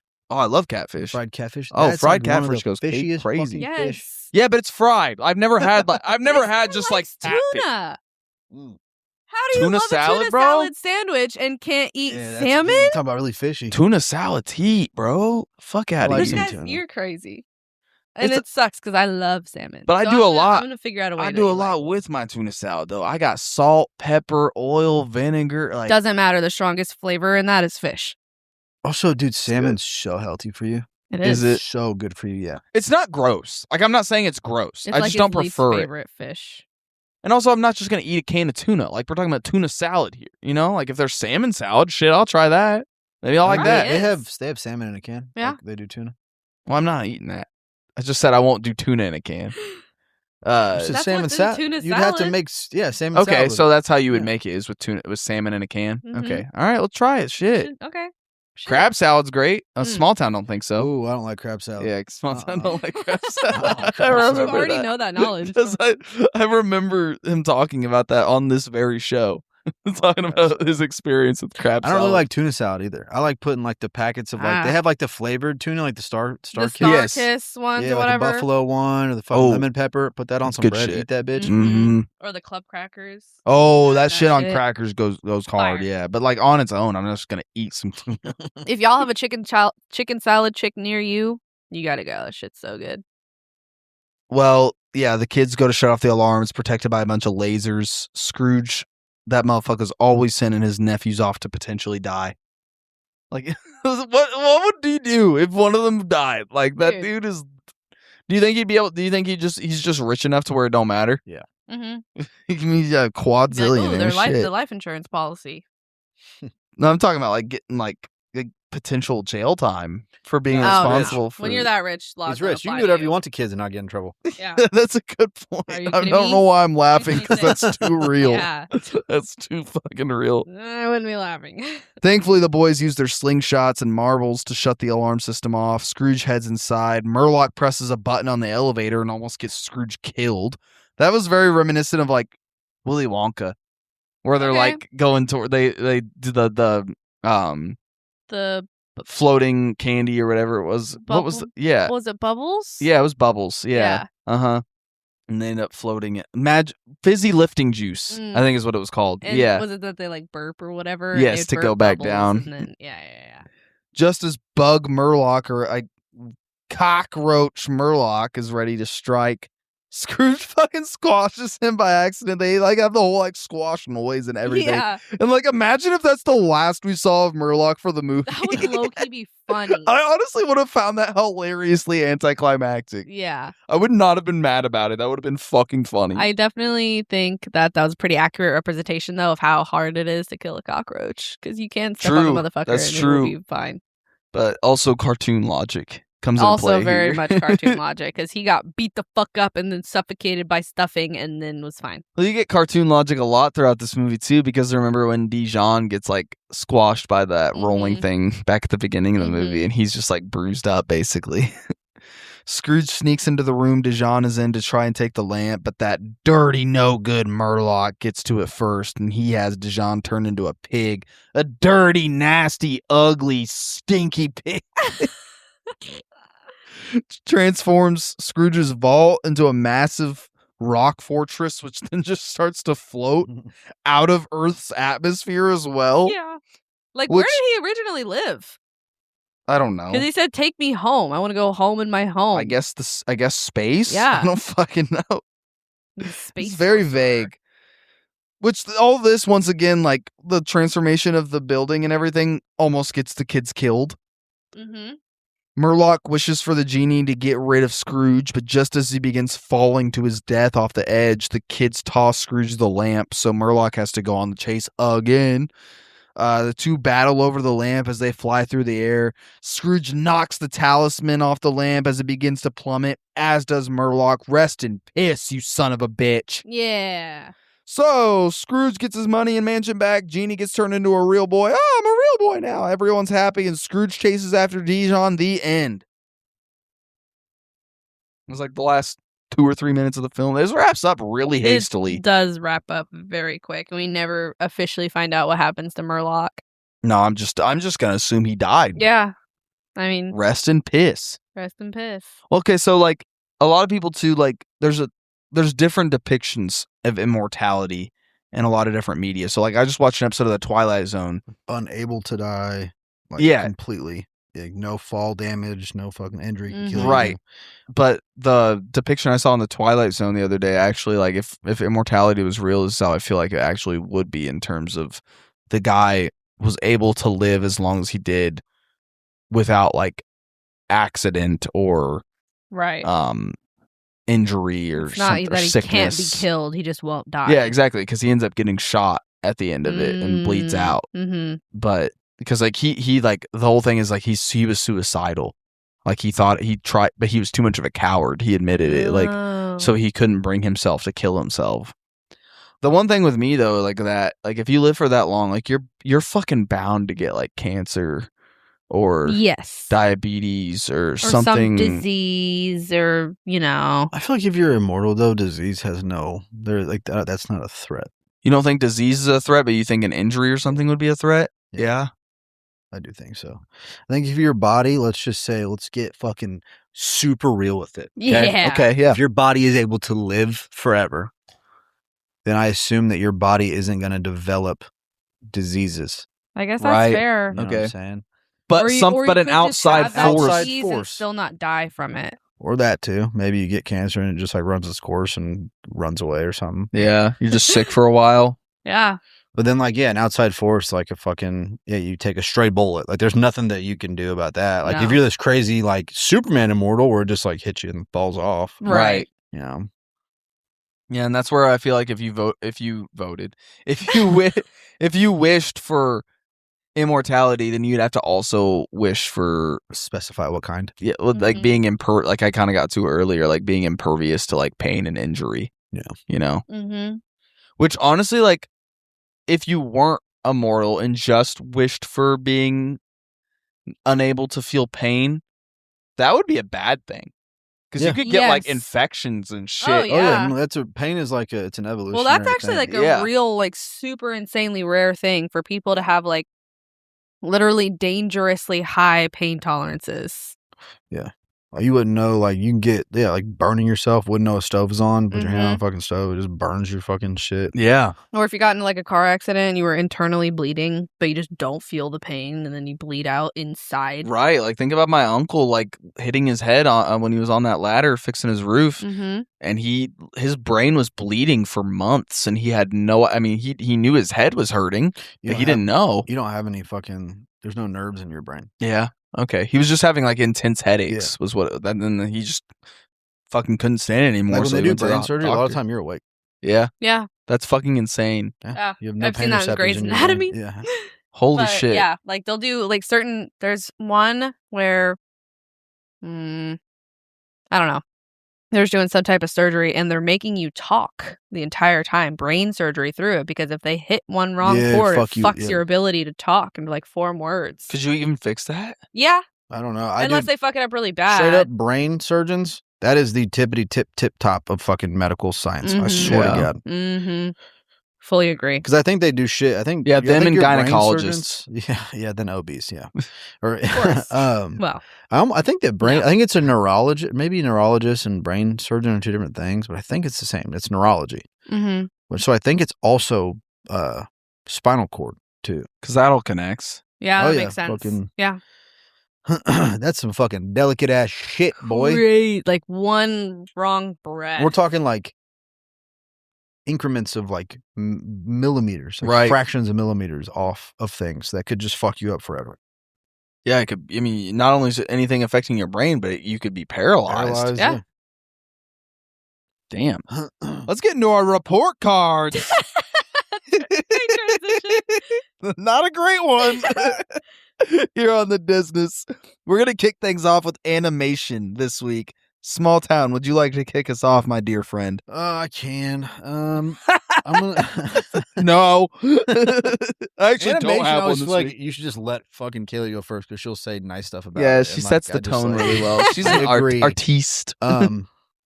Honestly, I'll give it I'll just give it a B because I think it was fine.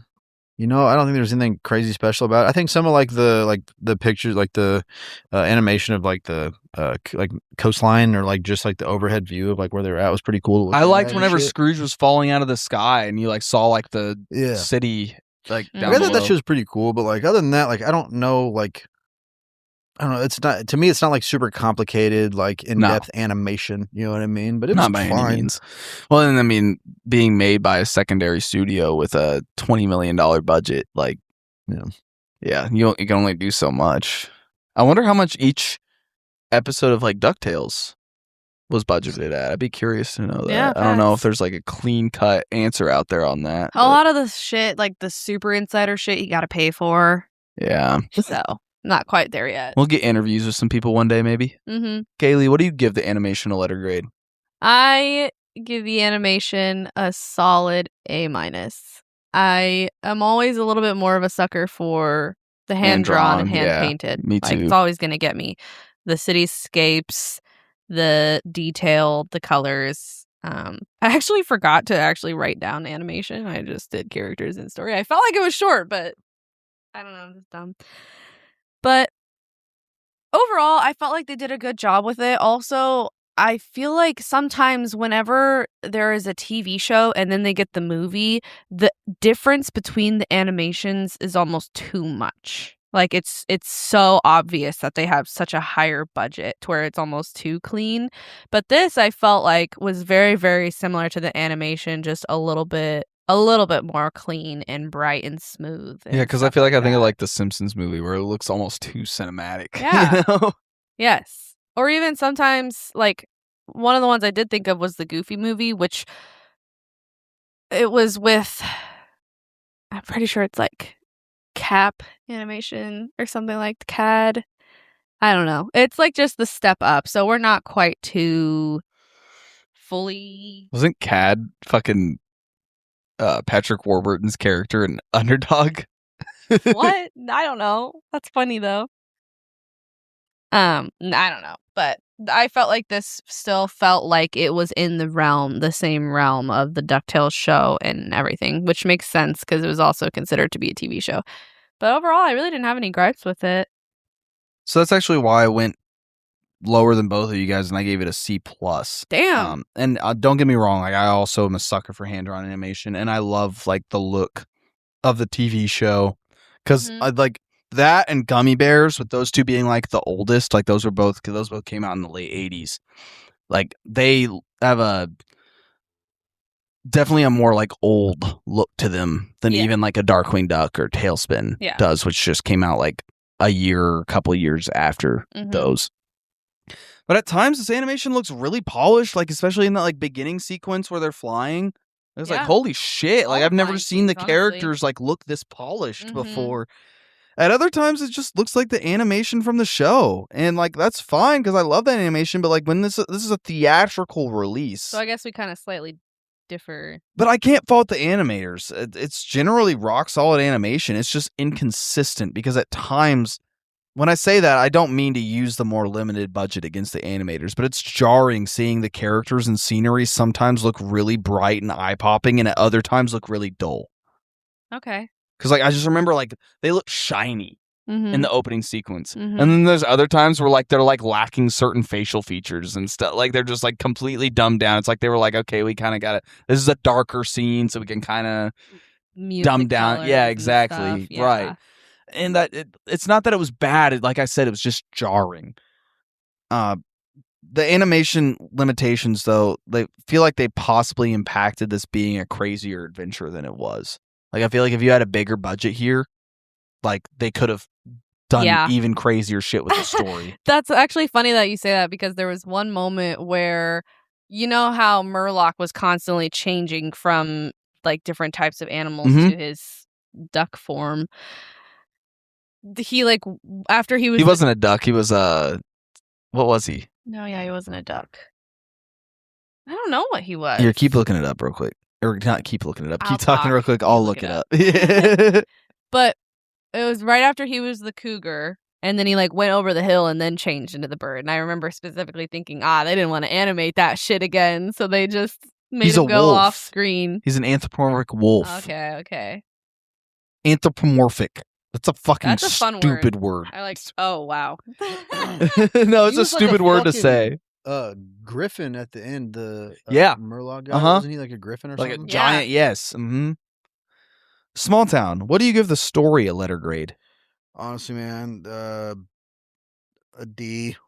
Yeah, I don't blame you. To me, this was just a too long episode of a TV show. Yeah, I've never even seen the show. It was just like, this doesn't feel like it needed to be even an hour 15. Like, it was fine. I mean, I guess it was fine. I think that if it would have just been an episode, it would have been good. A good episode.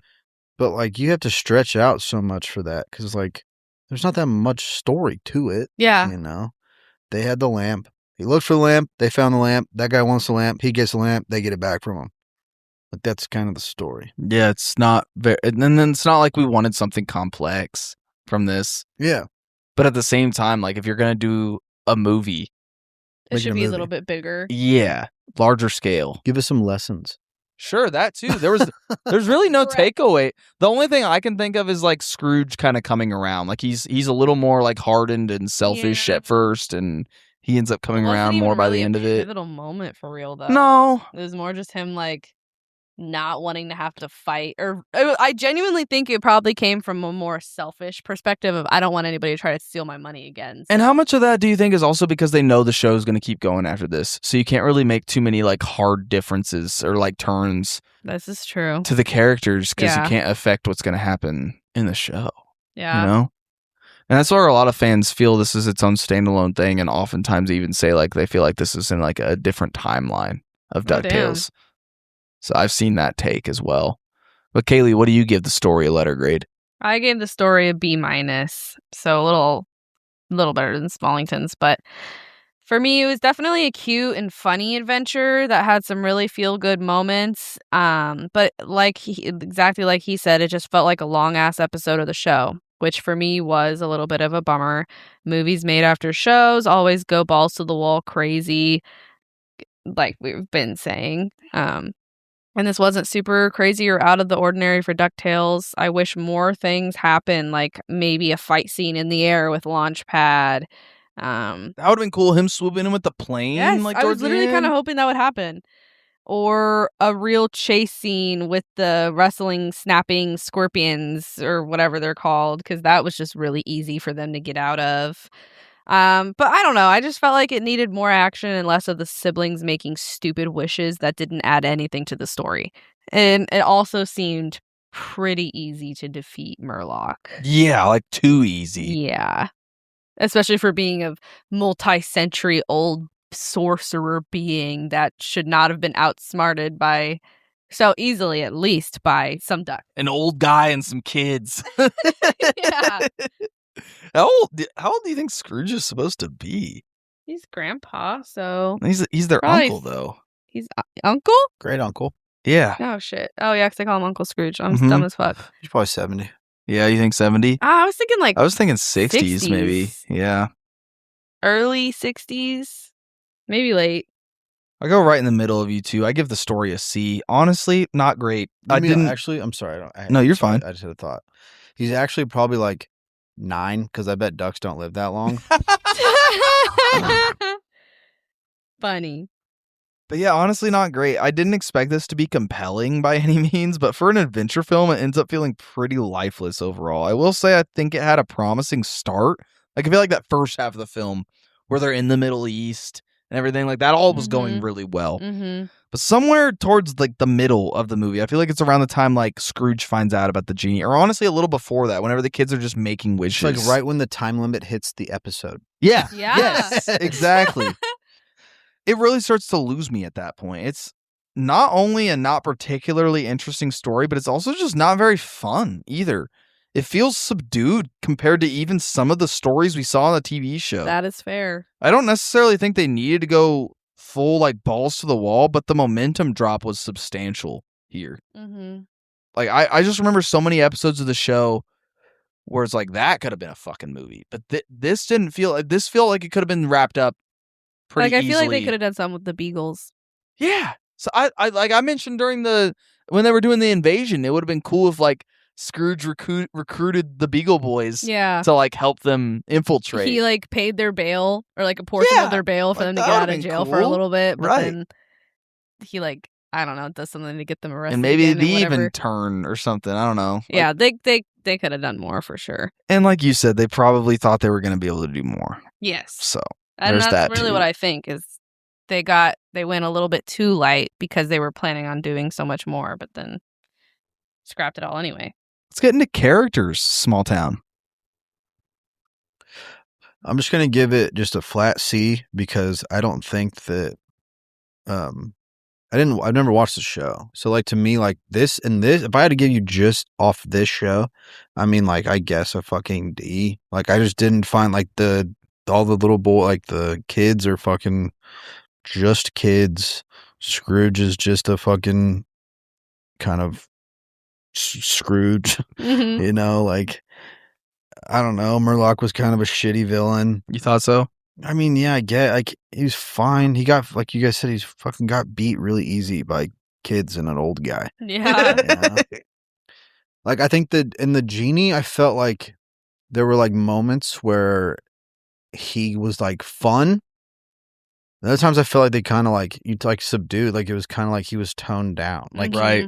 Yeah, that first quarter of the movie when he's first introduced, he's like super hyperactive and like, and I guess that maybe could have gotten kind of annoying, and also maybe they dumbed it down because he was like playing a kid for a portion of the movie too. yeah, I don't know. They also, I I feel feel that, like though. that could be like he was just so excited and pumped to get out of the fucking lamp. True, but I know when it comes to like what is it, Huey, Dewey, and Louis. Louis. You got super close. Oh, nice. Like I think you guys will have more of like Attachment. I think you guys are gonna give them a higher grade because you've watched the show a bunch. Well, Yeah, me, and are Kaylee, familiar. and DJ all went as them for Halloween one year. Oh, Mhm. really? Yeah. I didn't see one black duck. Oh my god, that's fucking. Yeah, Kaylee's black for those who don't Yeah. know. Yeah. I put on white face for all of our pickle shot videos. She's just a big fan of white chicks. Dude, I'm a professional. Anything else you want to add there, Small No. Town? Kaylee. I give the characters a B plus. The kids were all pretty funny and sweet. The genie was, there wasn't a whole lot of substance to him, but he also, in my opinion, wasn't as annoying as some genies have been depicted in other media. I think the most annoying... ain't no Robin Williams. No. But the most annoying thing about him for me was the whole Shibuya shit. All of that was like, okay, man. Fuck I'm off. fucking That tired shit of this. pissed me off. This movie, like we were kind of talking about earlier, inspired some of the aspects of Aladdin, and I feel like the genies were very similar. He's just like a happy-go-lucky, aloof, but also had a good heart and cared. And like whenever Dijon took Scrooge's money, he was like genuinely like, he just felt so terrible whenever he had to make all the bad wishes, and he felt so sorry for Scrooge having to steal his wealth and everything. And I was like, oh yeah, like he's not just immediately going to turn and be totally with the person that's holding his lamp. That's kind of reminiscent of Aladdin too. Yeah. No, that's what I'm saying. Like the genies are very similar. You also got to think too, like not to talk about Aladdin, but I mean, I guess in this case, like this, I like Rip Taylor's performance, but how it's written, like Robin Williams riffed a lot with his genie, he did. Like how good or memorable would that genie have been had it not This is been before Robin Williams? Yeah, I know. I'm Yeah. saying, but like imagine Robin Williams plays some elements from this movie when they were making Aladdin. Imagine Robin Williams plays this. I don't know. In my head, I just feel like when I was watching this, because I did also think about the Aladdin. Mm-hmm. I didn't even think about the fact this actually came out before Aladdin. Yeah, 2 years. Yeah, it's pretty interesting, man. Scrooge was a grumpy, selfish old man, but he came around and was always a really good rich uncle. I had to change that during this, but rich uncle to the kids/ducks/ducklings. Ducklings, yeah. I agree with the Letterboxd review. Definitely think there should have been more Launchpad. I did enjoy the amount of Mrs. Beakley and Duckworth. Their characters are very cute, and the dynamic with them and the family is just really wholesome and good. The villains were pretty villainous, but like not good. Not good villains. I'm pretty stunned that they just kind of let him fall to his death and never talked about that again, or acknowledged it and immediately just kind of moved on. And I don't know, like that was just, like we were saying earlier, it was really abrupt and just kind of was like, okay, underwhelming, definitely. But overall, they were pretty decent characters. I give the characters an A. I think I'm being kind of generous, but I mean, come on. These characters are timeless and they each serve such a strong purpose. Mm-hmm. I couldn't go the full A+, considering we're specifically talking about their portrayals in this film.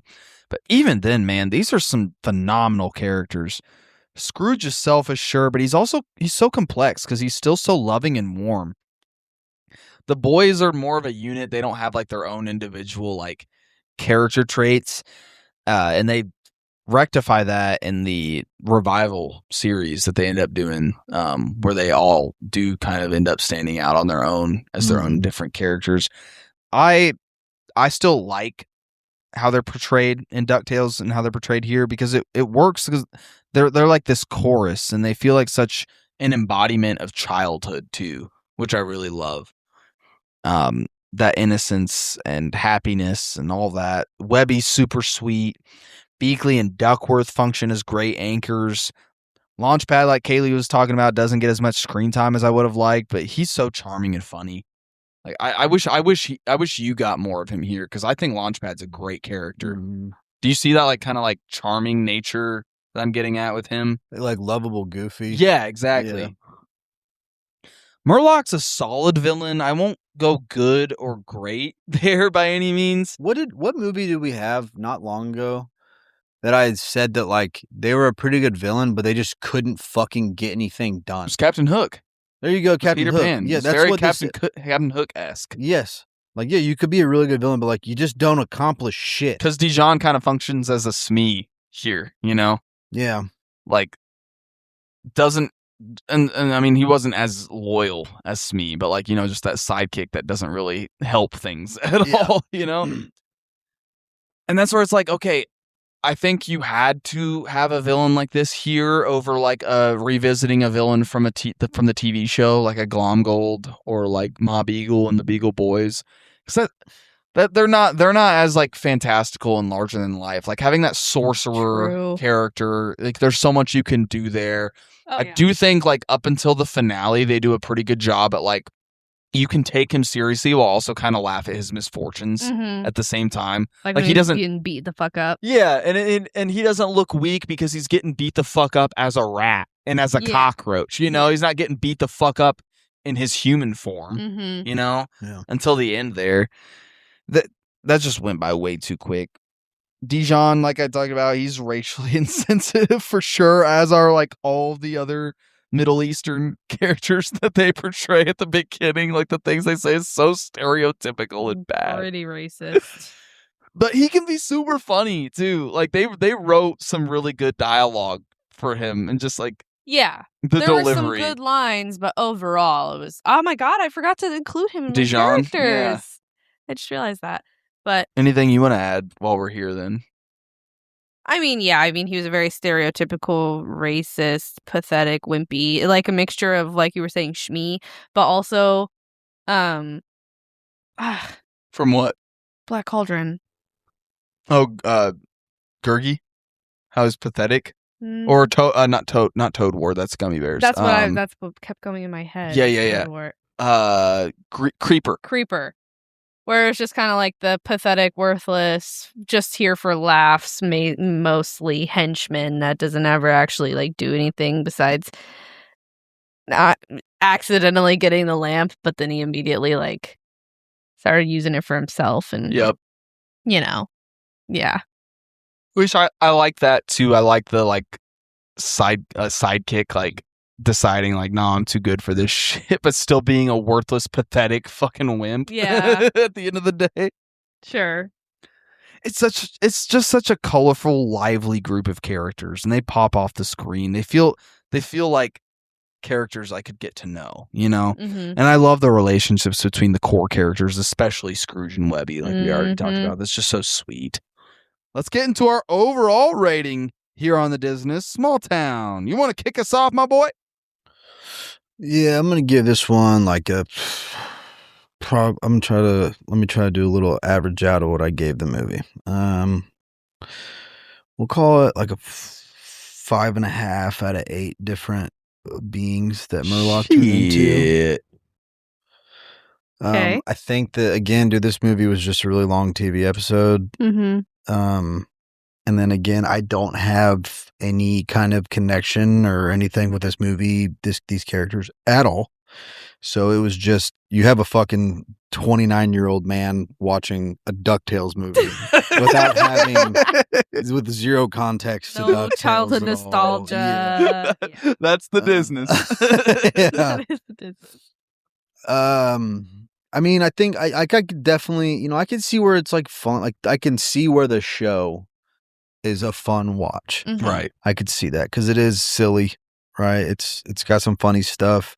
It does suck that I didn't get more of the Launchpad guy because like I'm assuming there's a lot he can bring a lot into it if he's included. Yeah. Like yes, kind of the funny, goofy. He's very good comedic relief. He's like a little bit of like a fuck up, right? But he's always trying to do the right thing. Yes. You know?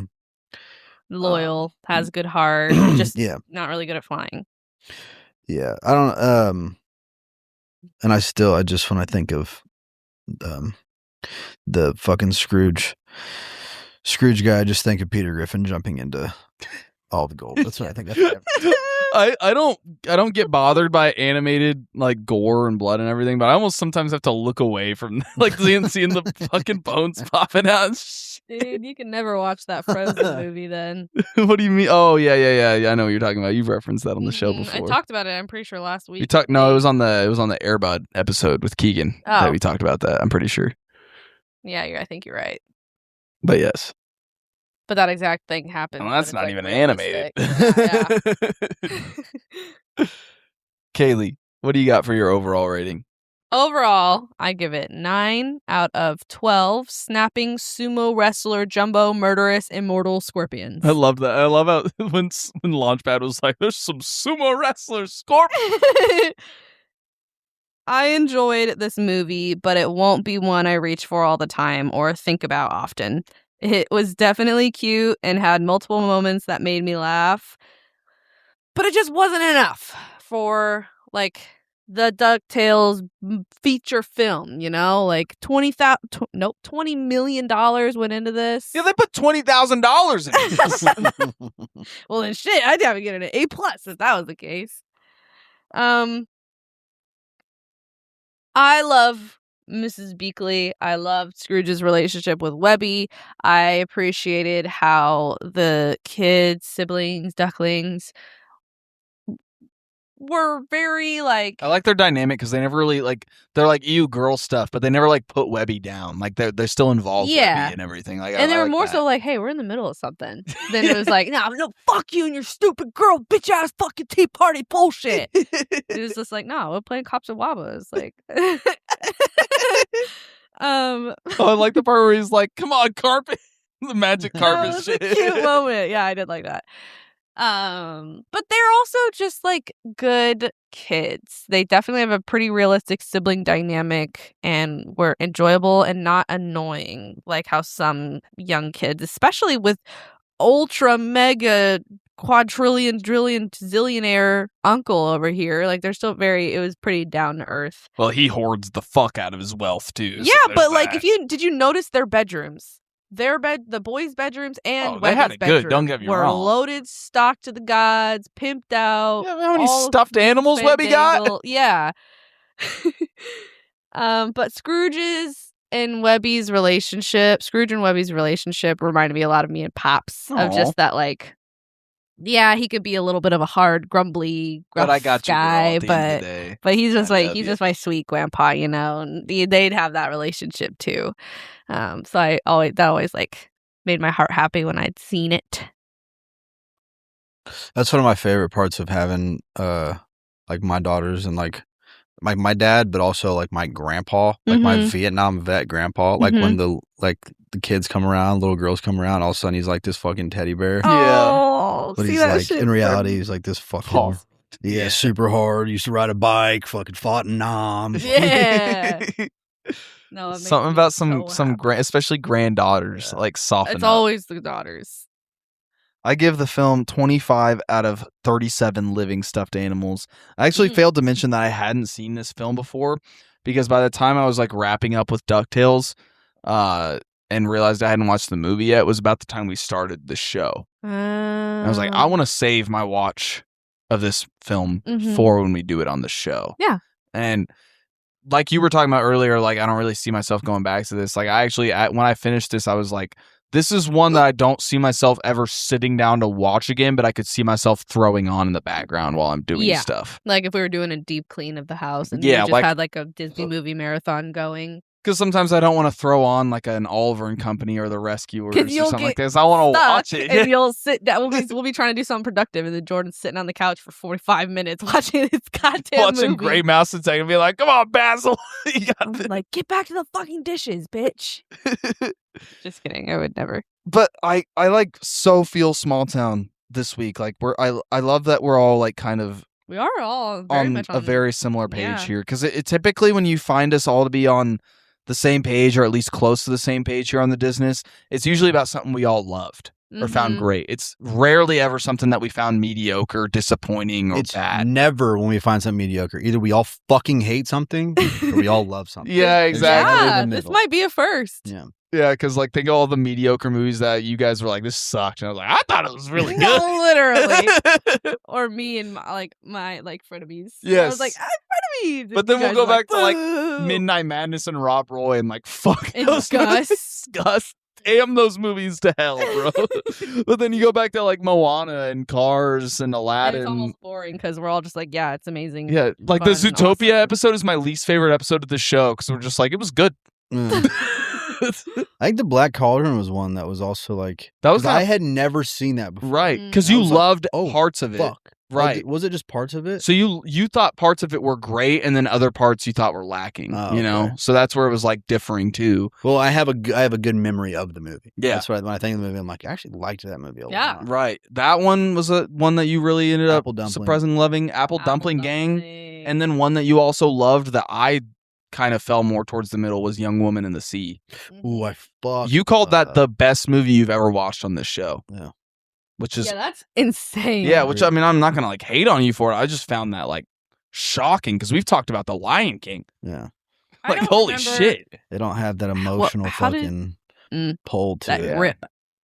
You also How do we would feel probably about- prefer live action over a cartoon any day. Yeah. You fucking give me with some motivational sports shit, bro. You got it. God damn it. I know the team's going to win at the end, but fuck me. The journey there. Is What were just you gonna so say, good. Kaylee? I can't remember how we felt about our lost episode, Barefoot Executive. We all liked it. Yeah. Okay, that's what I was thinking. It was funny. Yeah, no, because Smalltown even was like, this was kind of fucking ridiculous, but I also enjoyed it. Yeah. Damn. And I I'm think, even more you pissed that really, we lost liked guy Joe with the- Flynn and John Ritter The and one like with the there's glasses. yeah, Yes, I like that. there's guy. some really good actors in that movie. Well, Joe Flynn's just fucking great. Yeah, but like I fall very close, and obviously me and Smalltown have that disparity of like he didn't see the show. I've seen every episode over and over again. Mhm. But for how great of a show DuckTales is, I almost set my expectations too high here. Then again, in a show where anything is possible and adventures around every corner, how do you top all of that in a single movie? Mhm.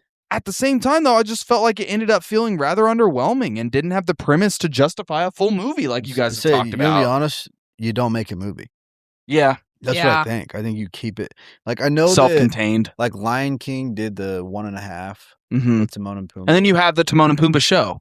But I think Timon and Pumbaa work better as if you're going to do just them, I think a show is going to work better. I did like Lion King 1.5. I loved it. But I think that Timon and Pumbaa as a duo, if you're going to make them the focal point, that shit works better As a TV show. as a TV show. Because also in Lion King 1.5, they had like the whole like background, right? Like they showed you where fucking Timon like, Well, 'cause came it's And from, his his whole yes. family. Yeah. Yes.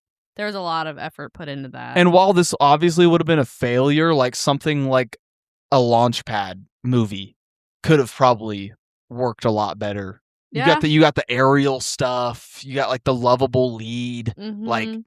obviously that would have not done well at all. But Now, is Donald Duck these kids' dad? no, he's their uncle too. I don't know what happened to their parents. I don't think that's I don't canonically think ever that's been explained. Yeah, but it's Uncle Scrooge and Uncle Donald. But Donald's in the Navy during this show. Okay. Yeah. So there's even an episode where they visit him in this like family day in the Navy, and they visit Donald in the Navy. Mm-hmm. So Donald does Saludos appear in the show. amigos. Is that The Three Caballeros. the three caballeros? Yes, because I don't think Donald was in. No, Donald was. That's whenever we first get introduced to him and Panchito and Jose. Isn't that in Really? Saludos Amigos? Yeah. Or is it just Panchito and Jose? I couldn't remember if Donald was with them too. No, I Those think he movies are was. very much so in the A blur. The only thing I Active remember is the one. fucking the plane one, Yeah. the plane section where he finally gets the courage to. And then I always want to call him JJ the jet plane, but that was that fucking Oh my, that's horrifying. terrifying. You remember that with the plane with the actual Human face? Hated that shit. I'm also like, speaking of planes, like, do we have to talk about that? I guess we do. It's technically a Disney movie tunes. We can just get Production. fucked up for that episode. We're gonna Just have to dog get on it. sloshed. That's a Yeah. That's a small town spending the night special. Yeah. Right there. Planes and Planes Fire and Rescue. I don't know what those are. They're spin-offs of Cars. Oh, they're bad. Bad. They're bad. Stupid. Mhm. Yeah. Gotta get drunk or we're gonna have a shitty time. But also you talk about like this being like, okay, it was considered for a 5-part special. And then also we talk about like it just being an episode of the TV show in general. This would have been a suitable 2-parter in the series itself. Mm. But like 2-parter. That's it. Like you get to 3 or 4 or 5 like they had planned. Like this did not justify that, dude. No. This was not that fucking crazy. As a film, it ends up being decent at best to me. I just don't feel like the biggest disappointment for me is I don't feel like it does the series justice. And I'm glad you can still see the bones of where Smalltown, because this isn't a video show, I'm pointing at him.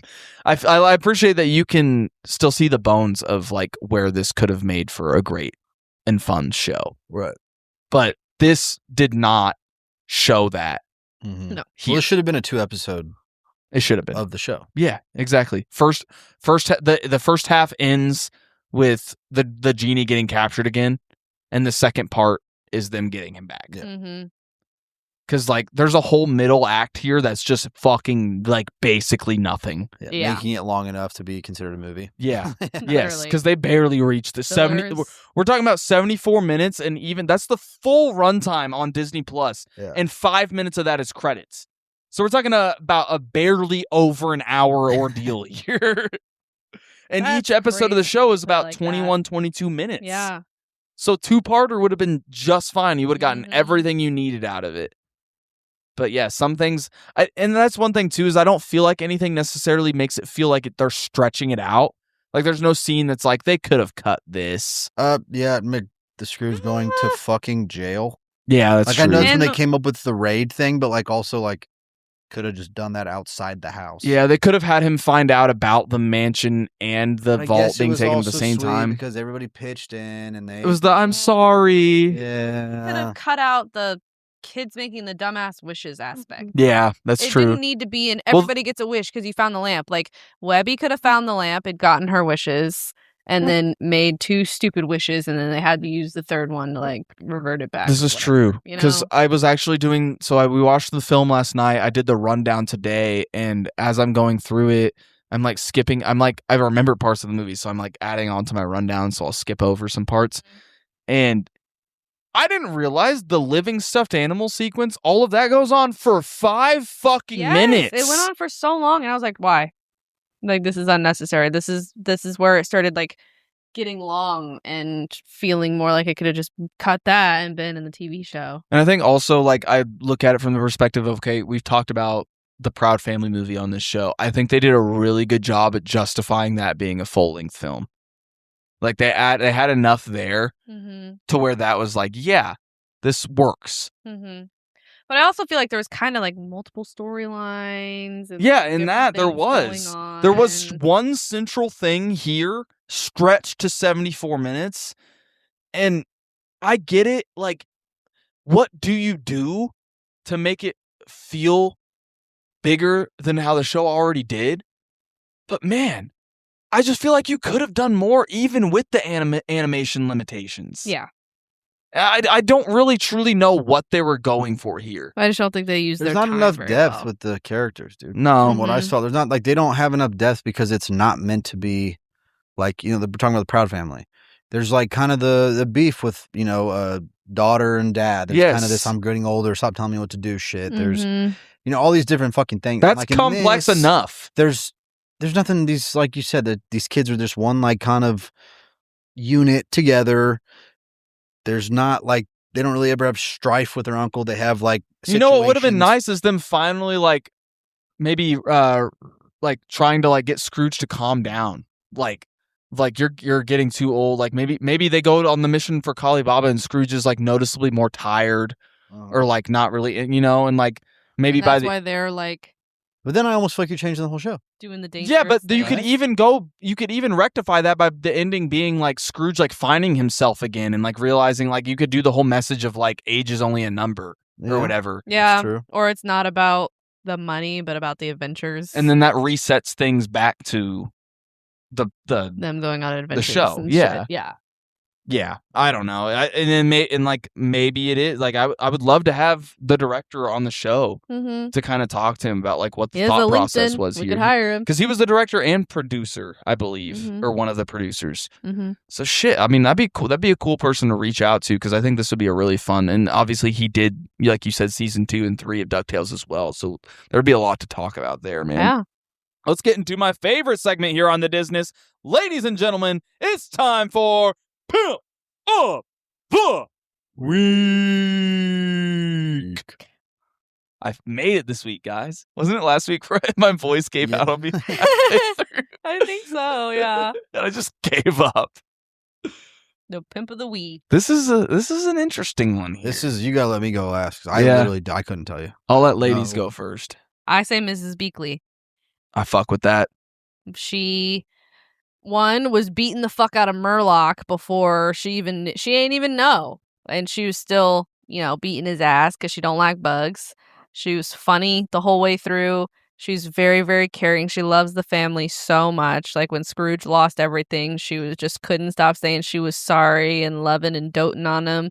And then when it came down for like battle time and the plan, she was Commander Beakley or whatever they called her, So I don't know. I just felt like out of all of our options, she gave the most pimp-like behavior. I think you would love her even more in the revival series. Really? Like I even when I say even more, I think that would just expand your love for her because she's like very much that kind of like character. Badass boss bitch. Yes, exactly. Yeah, that loves her family down. I was gonna say Launchpad, but honestly, I feel like I don't have a good enough argument for him because he has such limited screen time here. So I kind of feel like Kaylee's answer of Mrs. Beakley is the strongest one here. She's like I talked about with her and Duckworth, like being the anchors. They're such anchors here, and she's such she's emotional support, and she's also about it. Yeah, She's exactly. about it. And I feel like she fits a pimp archetype in a similar vein as like a Widow Tweed. Yeah. Smalltown. I'm down. Yeah, you down? Sure. I just can't think of anyone. Like I feel like Launchpad is probably the next closest best, and even he doesn't have like any like. Enough. If he had like if he had saved Scrooge, well, yeah, when you he was remember falling, in the show, like Launchpad clutch moments is like a thing. Yeah, because like he always fucks up, but then like those times he comes in clutch, it's like hell yeah, Like yeah, he never had that here. No. Now we've had some pretty weak pimps. I feel like lately, to an extent. Have we not? Am I tripping? No, we have. You're right. So I was gonna say, Mrs. Beakley kind of stands out. Mrs. Beakley, I was gonna say she might get fucking worked in a Pimp of the Year tournament. She will, but I think she could make it. But we have some soft ass pimps this time around, so she might fuck around and make a run. Shit, yeah, I think she might. I think there's potential there. You look back, Widow Tweed made it to the finals. Yeah. Shit. Wasn't she against Sophie Caldwell? So she would have been pitted against Genie because it was a potential Genie. I remember thinking it was going to be Genie and Sebastian finals. Ends up being Sebastian and Widow Tweed finals. Which, like, shout out Widow Tweed. We're crazy also, that. Didn't you say that? Was it Featherby or was it Beakley who was the one that possibly voiced Widow Tweed in Fox the Hound 2? I think it was Featherbeak. Smalltown. While Kaylee's looking that up, we're nearing the end here. Give me your honest opinion on capitalism. Honest opinion on capitalism is I think it's probably the best form of government when it is regulated fully by everybody. Not rich people don't get to have fucking benefits just because they're rich. But I think somebody who is nothing can make themselves into something by being innovative. Now, I do also think that like socialist aspects are extremely important to think because you have to help people that can't help themselves. Sometimes you have to. It's how societies work. Hoarding wealth is not. No, that's what I mean. There has to be society can function. Fucking handcuffs a little bit on capitalism. You cannot have unchecked capitalism because that's where we're at now.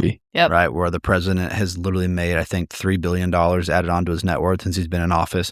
That's not allowed. That's not okay. Can't have that. Never been allowed to happen before.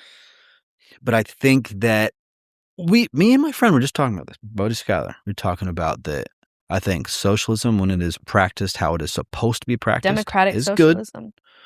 There's democratic socialism and there's socialist democracy. I don't know the difference, but they are two different things. What the fuck? I know. And then capitalism, when it is done the right way, I think that it is a very special. That's the reason America became such a powerful nation is because it was. I just don't think now it's a good fucked up long term because, like you said, it's been so unchecked. Once it goes unchecked, for so long. I think you have to have capitalism with a socialist. It's almost like you need a fucking master's in capitalism with a fucking undergraduate in socialism. Yeah. Like you have to have both things because you have to help the people that don't have help. Because they can coexist. They can for sure coexist, but it's money hungry bullshit. Checks and balances, bro. Everybody, you want to privatize everything so people make $1 billion, fucking all that dumb shit, right? I hate private companies. I hate this fucking dude. They said this whole fucking thing, and I will stop after this, but I've gotten into like these political podcasts and shit. they did something with the Tesla's new value or whatever the fuck it is, and Elon Musk's stock IPO, or I don't know what the fuck it is, some shit I don't understand. But he is worth now somewhere between $730 billion and $1 trillion. Yeah, he's on track That's for the world's awesome. first trillionaire. There's no reason for No. that. No. There's no reason. Literally none. If you go back 20 years ago, the richest man in the world was either Bill Gates or Warren Buffett, and they were worth $65-ish billion. You go to 2024, Elon Musk is the richest man in the world with $600 and something billion net worth. It's fucking ridiculous. What the fuck? That's 20 goddamn years. Yeah. And there's a 10% fucking increase in how rich the richest man in the world is. Fucking nuts, dude. Gas is $4.15 or Stupid. whatever. Suck my fucking dick with all of this shit, boy. Yeah. Lower that. Mhm. Fucking lower those gas prices. That's a That preview, ass. ladies and gents. Let us know if you want to hear Disness After Hours. I want to get going with that, so let us know if you're into that. After hours. Hours. It was Rusty Taylor. Who voiced the kids? Huey, Dewey, Louie, right? and Webby. Yes, and so she did. I just looked it up. She did voice Widow, Sweet, and Fox now too, so that's confirmed. I was hoping it'd be Beakley because that would have worked so well. But no. Well, folks, this has been the Disness of the. Let's go out on a softer note. Smalltown, your opinion on beef jerky. There ain't nothing soft about beef jerky, all right? I mean, a good beef jerky is like legitimately one of the greatest snacks Mm-hmm. of all time. What's your When you favorite flavor? get a shitty tough beef jerky, you can eat dicks with that. Bad. Yeah. My favorite flavor of beef jerky? Mm-hmm. I don't- Here's your tummy is like beef jerky. I like teriyaki. The I don't like teriyaki is my teriyaki. favorite. It's got the sweet thing to it. I don't like that. I like the fucking like black pepper. Black pepper's good. Mm, I also that is like good a good one. jalapeno beef jerky. They had like a sweet and spicy one that Yeah, I it's tried. gas. That shit was good. But you just say you don't like the sweet. I don't, but the sweet When and they're the spicy, sweet and the the spicy compliment. together, Okay. that shit, Top that tier. shit be Fair enough. bussin'. Bussin'. You like? Have you ever had what is it like elk jerky or whatever? Dude, that shit's I've good. had deer jerky. Deer jerky's fire. I've had gator jerky. Gator I've also jerky's tried gas. gator I've had jerky. kangaroo jerky. I Wow. haven't tried that one. One thing I Yeah. won't try is goat jerky because goats are my friends. Jordan loves goats on a spiritual level. I do. They're funny, bro. Goats are They funny They're as so fuck. cute. We're gonna own some one day. Oh, maybe. hell yeah, we better. I love baby goats. They're just- Oh yeah. whenever I'm at a petting zoo type deal or whatever, like we go He'll to like just the stay state by the fair. goats the whole time. Oh, and specifically, I'm like, no, these baby goats are eaten. Mhm. You Oh, motherfucking yeah. dickhead goats The trying to steal from the cocksucker babies. fucking big The goats. ones Yeah. that headbutt Fuck and you. shove them out of the way. Like, No. Jordan's like, nah. Are baby goats called kids? Yes. Is Mhm. it goats that are Yeah, and there's a WNBA commercial this season where they start with a goat and they're like something like all goats started as kids or whatever, and they like flash to like Oh, WNBA that's player. Like I thought that was cool. cute. It's a cool deal. Yeah. Yeah. Well, ladies and gentlemen, next week here on the Disness, we're staying in a similar vein of TV shows turning into movies. I thought it'd be a fun little theme here to go back-to-back weeks with this. So next week here on the Disness, we're talking about the Sweet Life movie. Oh shit! Really? Oh, shit.